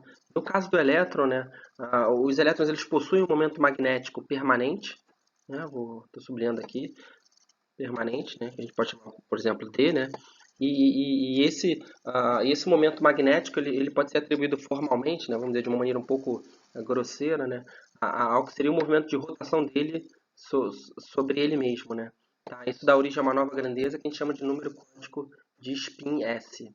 Tá? E esse número quântico de spin, ele também é quantificado, né? E a gente pode, e assim, a gente não, na verdade, o que a gente tem acesso de informação sobre esse spin é a projeção desse número quântico de spin S, né, sobre um eixo. E isso dá origem, né, a um quarto número quântico, né, que é o número quântico magnético de spin, que a gente representa por ms. Então isso aí é uma coisa que vocês supostamente já viram também nos cursos de mecânica quântica de você, né? De vocês, né? E essa projeção sobre esse eixo, né, é que assume os valores de mais um meio ou menos um meio, tá? Pro caso do elétron. Tudo bem? Então quando a gente pensa na definição do elétron, né, a gente precisa então de quatro números quânticos. A gente vai precisar dos três números quânticos definindo o orbital atômico onde ele se encontra, né? E aí, uma vez que a gente sabe o orbital atômico onde ele se encontra, ele tem então dois estados de spin possíveis, né? Correspondendo às projeções dele, né? Que pode ser mais meio ou menos meio. Tá? Então, normalmente o elétron, né, que possui um número quântico magnético de spin de mais um meio, é chamado de população alfa. Tá? E normalmente a gente desenha ele para cima, embora isso seja uma questão de convenção, né?